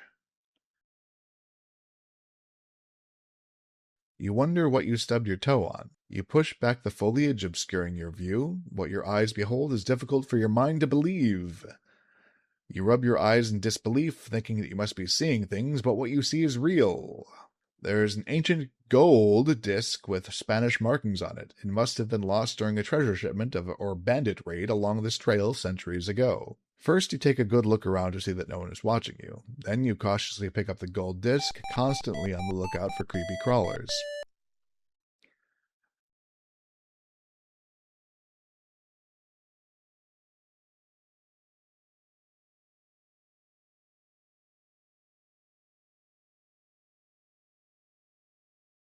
Okay, this is my least favorite Sierra puzzle, the invisible maze. We just need to sort of trial and error our way through. Plus, there's a crocodile that'll randomly appear to kill us no matter what.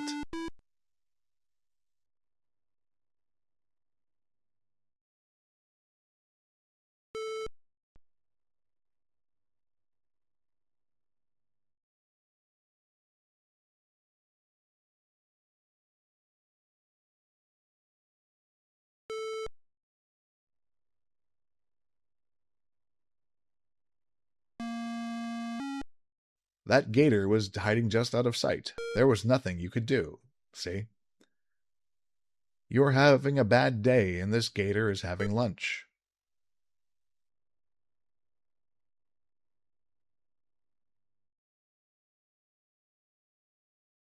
Okay, made it.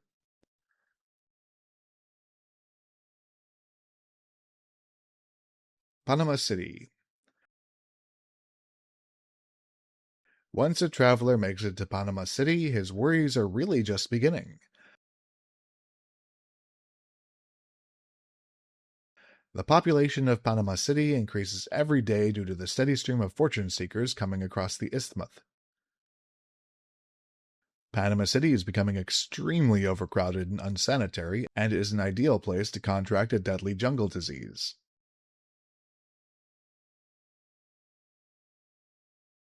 It is difficult to find food or a place to sleep. The overworked and unsanitary conditions basically stem from a lack of ships on the west coast of Panama to take gold seekers to California. Those ships that do leave for California are overloaded to the point of being unsafe. Gold seekers trapped in Panama City will do nearly anything to be one of the fortunate souls to be on board when the next ship sails. Tickets are scalped at 2 to 3 times the price paid for them.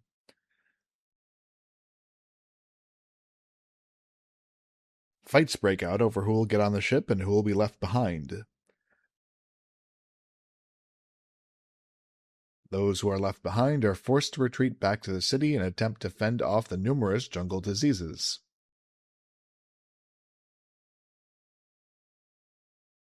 Delays of 2 weeks are usual. Delays of 2 months are not uncommon.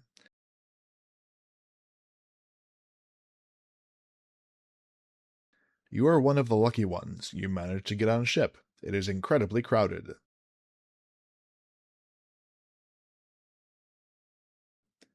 You don't see how this ship is going to survive a voyage of 3,500 miles from Panama to California. There are no words to describe how overcrowded this ship is, and yet you keep doing it. It is so heavy that you are amazed it is still afloat. Every square foot of deck space is occupied by a gold seeker or his baggage. Some passengers sleep in hammocks hung on the rigging, others sleep on the deck or on the passengers next to them.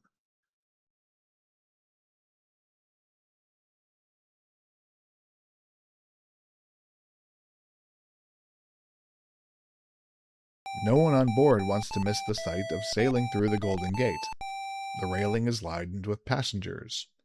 A loud cheer goes up from the crowd on board as the ship enters into the beautiful bay. It makes a chill run up and down your spine. It is a sight you will not soon forget. The south end of the bay is lined with small buildings. There are a few boats and ships moored at the docks. This must be the settlement of Yerba Buena, soon to be called San Francisco. It looks like the ship you are riding on is the first to arrive. This brings a little glimmer into every eye on board. The ship isn't moving fast enough. If the captain passed oars out, you would gladly row, for it would save 1 minute. You are ready to start panning for that California gold.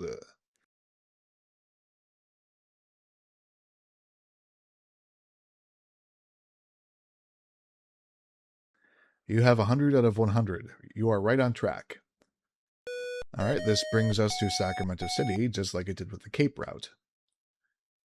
All 3 routes meet up at Sutter's Fort in nearly identical conditions, so we'll just move on with the Panama route. You're on the south side of Sutter's Fort. There's a road in front of Sutter's Fort that follows the American River to the town of Coloma. Let's go inside.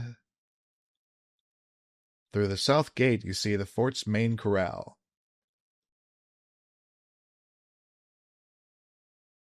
The lazy guard takes one look at you and says, "You look as green as grass, stranger. I imagine you just pulled into the fort. Let me give you a few pointers." You're welcome to take a tour of the fort, but there's only a few folks still hanging around here. Most folks have gone to the hills to look for gold. They hurried off and left their belongings unattended, but you ain't gonna find nothing useful. Seems like the only thing of any use these days is a gold pan, a shovel, a lantern, and a trusty mule. That is a hint. Alright, let's look around. Most of these rooms are empty and pointless. Cemetery up there. Nothing here. Your keen eye notices a sign attached to the wall. Trading store. They even write in dialect. Here we go. We can buy stuff there later. Oh, back here, the fort doesn't exactly work out the way its geography implies. Looks like a blacksmith.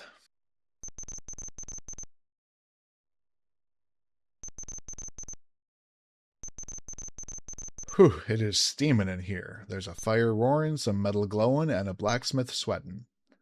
Leaning against the wall is a branding iron. Can't you see, man, that I'm as busy as a one-armed paper hanger with an itch? If you'd excuse me, I'd best be getting back to my work. Hold on there, son. You ain't from the parts around, say, New York, would you be? You wouldn't be from Brooklyn, would you? Is it the accent? Your last name ain't by chance, darn it. We can type here, Wilson. Yeah, that's it. And your first name wouldn't be, Jared. That's it. And you got a brother named Dagburnett, authentic frontier gibberish, Jake. Well, I'll be. I can't believe it. Lean over here, young fellow, and listen to me. I can't be talking too loud about this kind of thing. Got a message for you from your brother. Ain't got no notion of his whereabouts. All I got is a message. He wants you to know that in these parts he's known as James. That's it, James. He won't tell nobody of his whereabouts, but he gave me this key to give to you. The suit-covered blacksmith hands you a branding iron. Now you know you're on the right trail to find your brother. He must be onto something really big, really big. Let's take a look at it. Branding irons are a fairly common article around the area, but this is a rare brand indeed. It looks like a horseshoe and a key. Alright, let's head back to the trading post.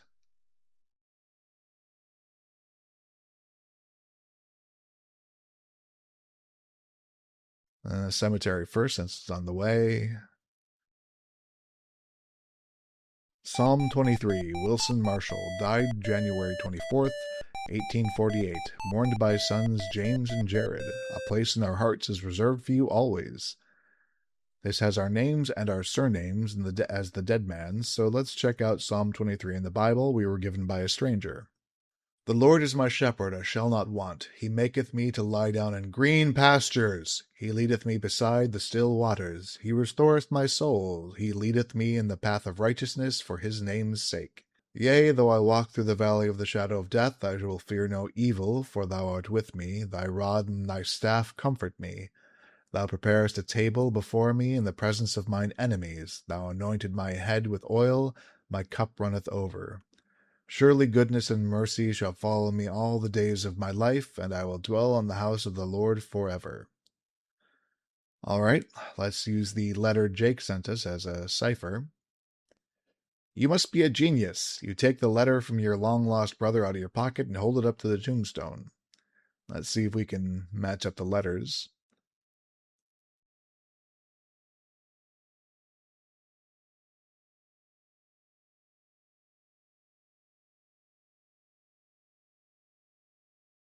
R2100M. If we mix a letter around, we get room 21, or 12. Now I'm making a mistake here that I'm not going to notice until much later. See if you can figure out what it is. For now, let's hit the grocery store.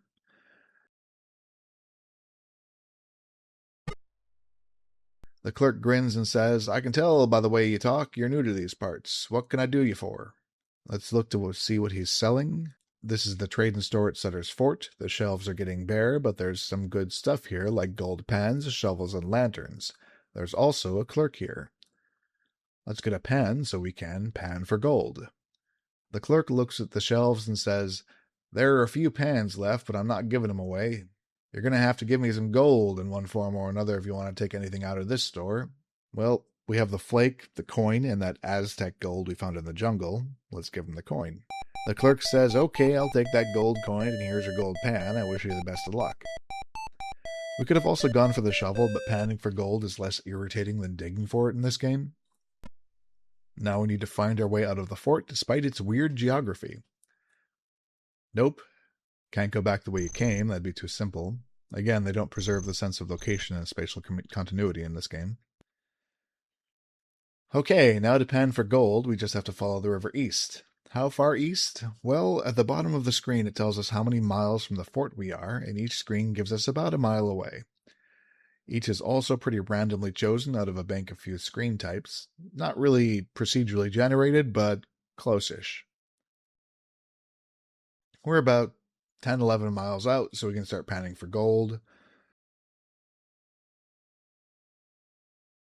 Literally, step in the river, type pan. Nothing. We're going to keep trying until we find some. It's a small random chance. We can leave, but it doesn't really matter. Chance is still the same in the next screen. Bingo! We found gold, $37 worth, or $1,600 in 2026 money. Once we find gold, the area is cleaned out, but we can just walk to the next screen to keep going, and walking back basically generates a new spot. One thing to watch out for: other prospectors. If you pan while they're on screen, it counts as claim jumping, and they'll hang you. Not too hard to avoid unless they're hiding behind a tree or a bush, so saving's not a bad idea. Anyway, we get 1 point for every time we find gold, and you can earn a maximum of 50 points this way. It's a long, slow, and tedious process that isn't really necessary because you only need enough gold to buy the shovel, lantern, and mule. That said, I'm going to spend a few hours doing it. Alright, time has passed. We have 50 gold and 161 points. Let's head back to the fort. We have about $2,700 worth of gold, which would be a tidy 100 grand in today's money.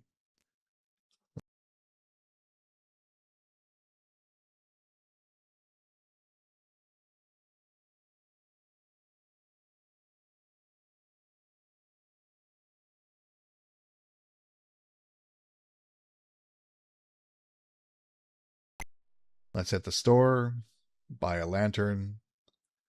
The clerk exclaims, "I'm not in this business for my health, and lanterns are getting scarce.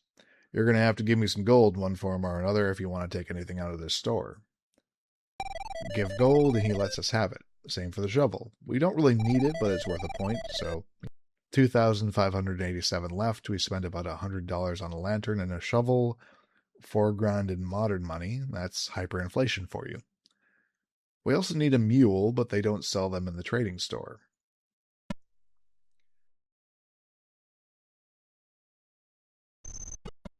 This is the fort's candle shop. Don't need any.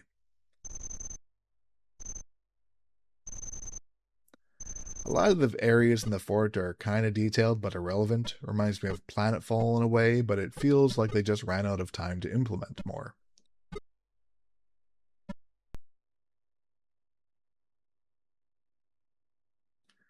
There's a man watching over the mules. "I'm the man that watches over all these fine mules," says the man, watching over the mules. All right, helpful. Let's buy one. "It's going to cost you a bit of gold to get your hands on one of these beauties," says the man. "All right, I'll just take a little of that gold you got there and give you a mule." Bugs me that they never mention how much. "Come on, get out of there, you lazy good-for-nothing mule."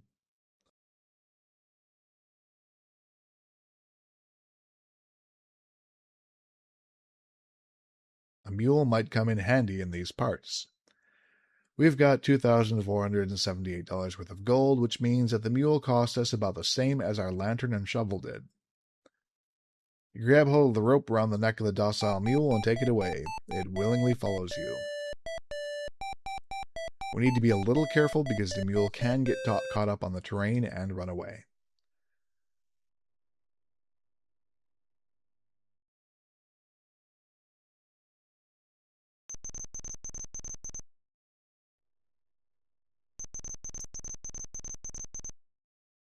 You put the branding iron into the depths of the coals, it comes out glowing red.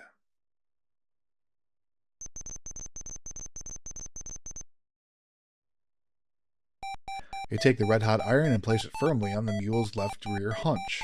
It sizzles and stinks, but the mule takes it on all fours. How else would it take it?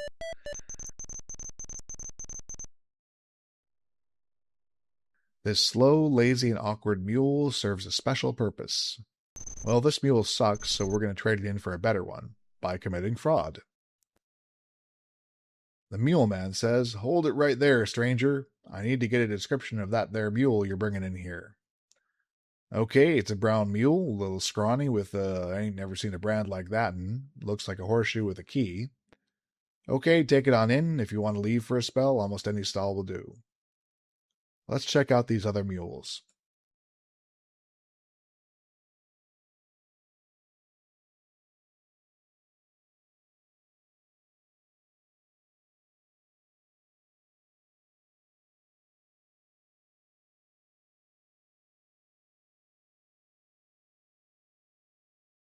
These mules look the same, but with your frontier savvy, you'll find a way to tell them apart. So to get a good look, we need to get the mule first, then look at it while they're all wandering around, and not look at the same one twice, obviously.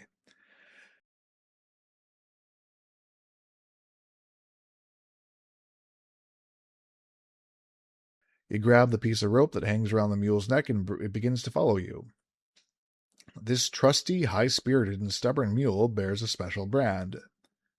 That's a lot better than the one we brought in, and it bears the same brand, despite the mule man claiming to have never seen it before.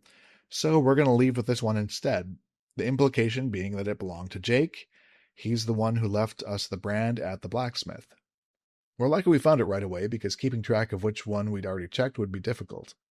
The mule man stands and says, "Let me take a look at that mule you got there." "Well, it's brown and skinny, and it's got the same strange brand on it. But what's this? What are you trying to pull on me over here?" Has he noticed the mule that I came in with was freshly branded, and this one's probably got an older and healed-looking one?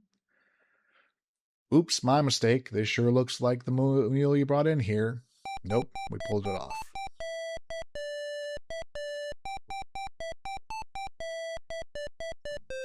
So now we need to head east along the river to find our brother. Why east? Well, it's the only way to go, and the town of Coloma is somewhere along that way. "You better keep an eye on that mule of yours. It just got away." As I said, it's really easy to lose the mule, so we just have to restore and be careful if it lags behind us a bit.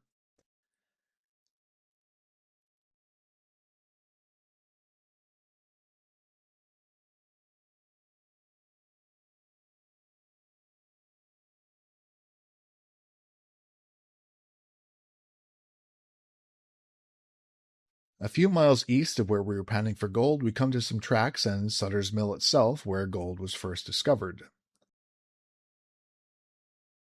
This is Sutter's Mill. Water flowing through the trail race powers the sawmill. The town of Coloma is further to the east. This is where they cut the logs down to size for the sawmill. The town of Coloma is farther to the east.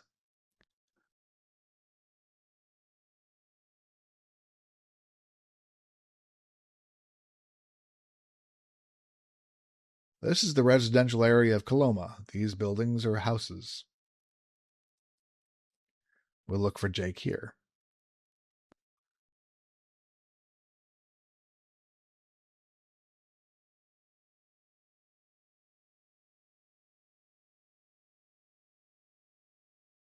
The Green Pasture Hotel. If you remember, the words green pastures were bold in the psalm referenced on the fake gravestone at the fort, which is weird because we got that Bible from a random stranger, not from our brother.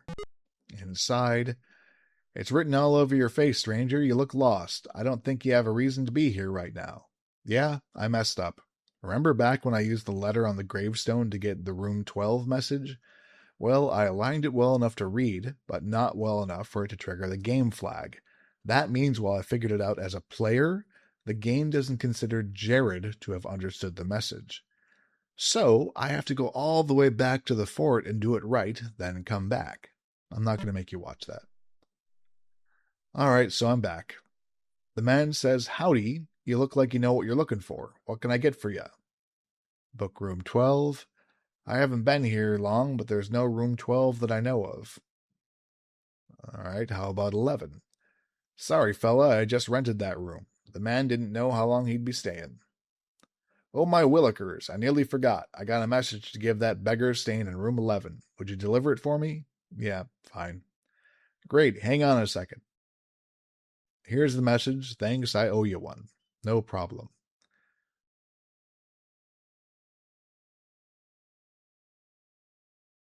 Well, there's clearly a room 12. The number just fell off. Knock, knock. Sounds like someone's coming to the door. "Yeah, what do you want?" The beggar, somewhat surprised that you are bringing him a message, takes it and begins to read it. The man's face drops in some kind of emotion. He looks up for the message and says, "I gotta go. You're in my way, man." Alright, now that he's gone, this is a clean and tidy hotel room. It has everything a normal hotel room has and a fireplace. But you never know when the man might return. It's a brick fireplace with a decorative cannon on the mantel. Our fake tombstone also had a cannon on it.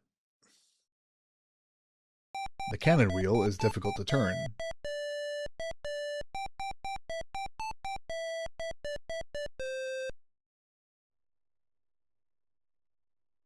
But as you continue to turn the wheel, you realize that an ingeniously designed mechanism is raising the back wall in the fireplace. You might get covered with soot, but you climb into the fireplace. You are now in the elusive room 12. You see that the wall has been built where the door used to be, creating a small closet. There is also a table, a fireplace, and a bird cage. Okay, this is extreme adventure game logic. Did Jake do this? Build a secret room in the hotel someone else owns just to help connect with us? How did no one else notice? Or did he just discover the secret passage and take advantage of it? That still doesn't explain how a stranger's Bible had the name of the hotel in all caps. There's something on the table in the middle of the room. It looks like a handwritten and slightly yellowed note, so it's been there a while. A magnet, and that's about it. You get the horseshoe-shaped magnet off the table. Miracles are all around us.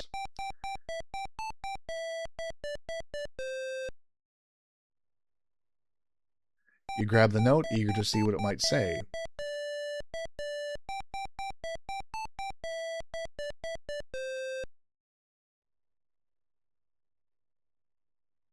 Dear Jared, thanks for coming. If you're looking for gold, then find me. Make sure no one follows you. Your brother Jake, alias James Wilson Marshall.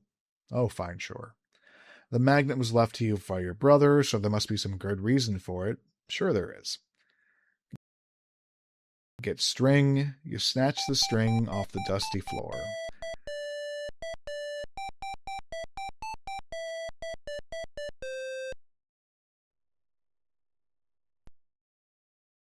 There's a ledge outside the window.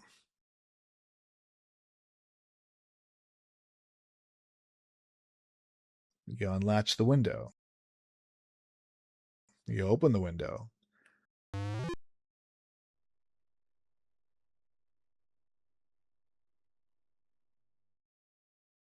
The bird has a small capsule attached to its leg.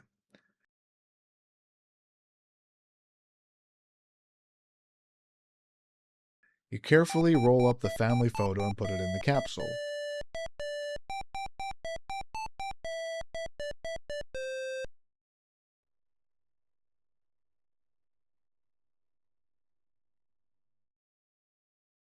There it goes. We just need to wait for it to come back.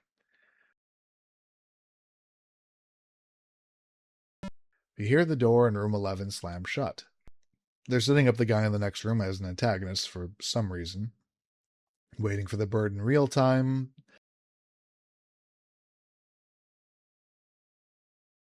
There's an aerogram in the capsule. Without getting your hand pecked up too badly, you get the aerogram out of the capsule. As stubborn as our friend might be, just leave it to him and he'll lead you to me. Not sure that had to rhyme, Jake. Anyway, he's talking about the donkey. We just need to get there without the neighbor seeing us for some reason. It's a tight fit, but you manage to get through the window. See, if he catches us, he'll murder us. Why? Not clear. I'm going to assume he knows about Jake's gold find and wants to claim jump it by murdering me instead of following me. Okay, we made it. Now down and around.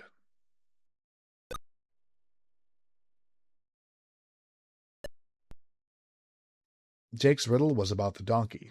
We can't just let it loose right away, though. We have to lead it into the woods away first. You untie the mule and firmly grab the rope that's around its neck. It begins to follow you.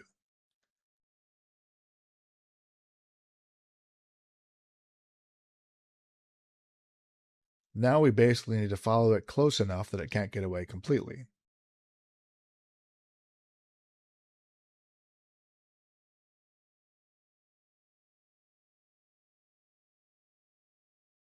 This is probably far enough. Try that just a smidgen out of town.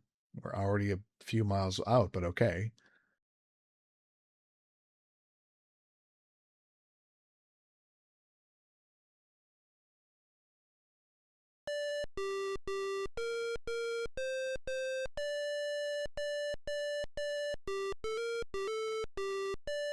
You're right on his tail.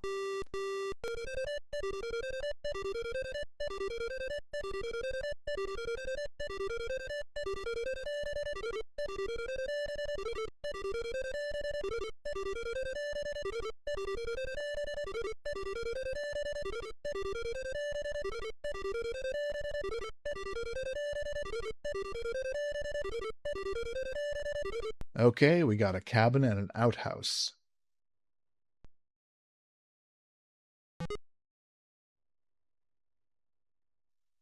This is the inside of your brother's cabin. It's tidy but dusty, like your brother. He must not spend much time here. The only thing of interest on the table is a book of matches.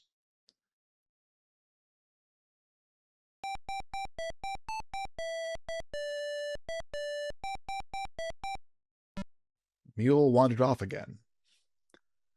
Parsing the foreground here is difficult. There's a way to get through the bushes to the outhouse, but it doesn't look like it.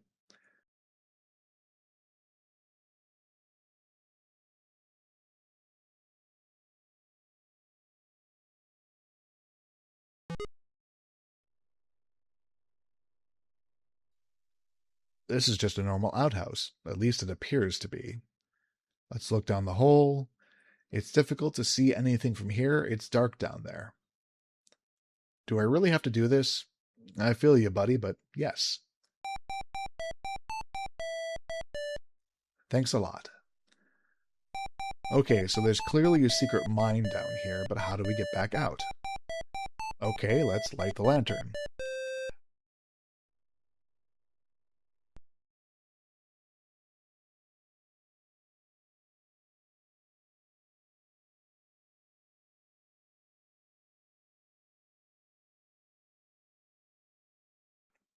Door here, but we don't have a key.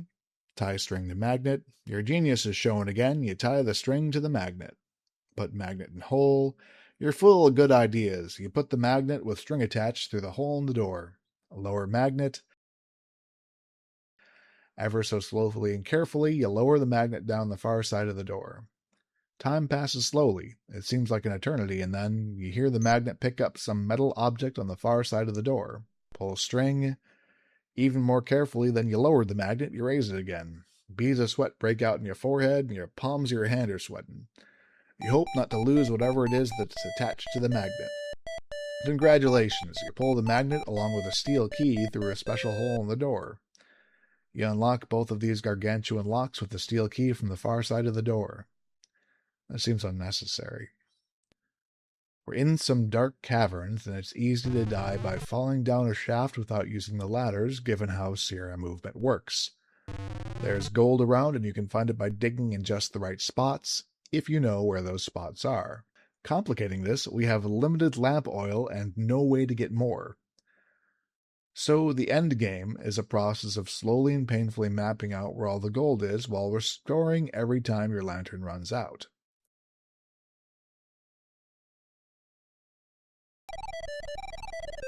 Eventually, though, your eyes, unaccustomed to the bright light of the lanterns, take a moment to adjust. Though you are still squinting, you see a man across the mine shaft.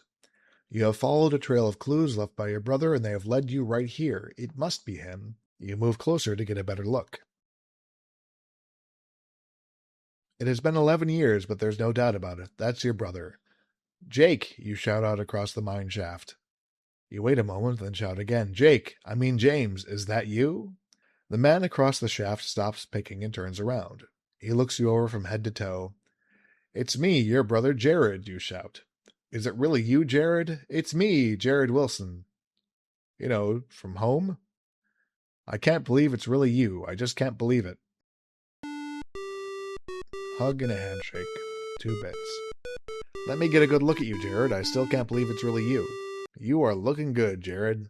Well, I'm looking okay, considering everything I've been through to get here. And take the compliment. But I'm wondering about you, James. How have you been doing and what have you been doing for the last 11 years? That's a long story, but I'll tell you about it sometime. But right now we have work to do. Can't take a break for your own brother? That's dedication to the grind set mindset. I'm closing in on the finest and purest vein of gold in all California, and the two of us are going to find it. Well, let's get to work, James.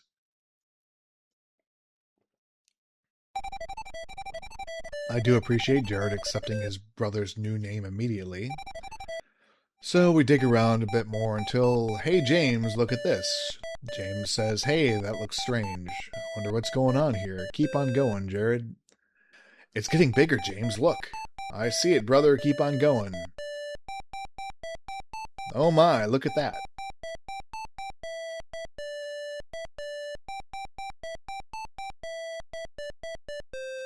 Keep swinging that pick, Jared. It's almost big enough to get through. My heart is pounding, James. What do you think's behind it? I don't know, Jared, but my knees are getting weak.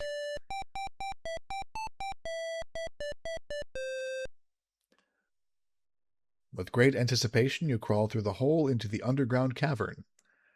For a moment, you and James stand in awe of what you have found. The silence is broken only by the echoes of the splashing stream winding through the cavern. The light of the lantern reflects a golden glimmer all around. This must be a dream.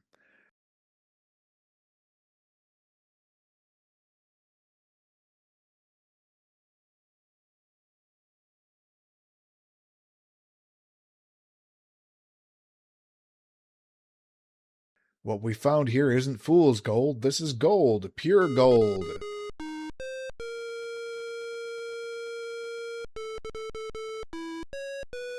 Your courage, commitment, and perseverance have made your dream come true, infinitely beyond your highest hopes or aspirations. Thank you for playing Gold Rush. That's it. 249 out of 255 because I didn't feel like risking my lantern running out at the end.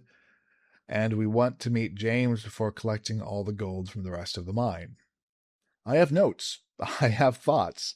Check out my analysis of the game if you're interested in hearing them. And thank you for watching.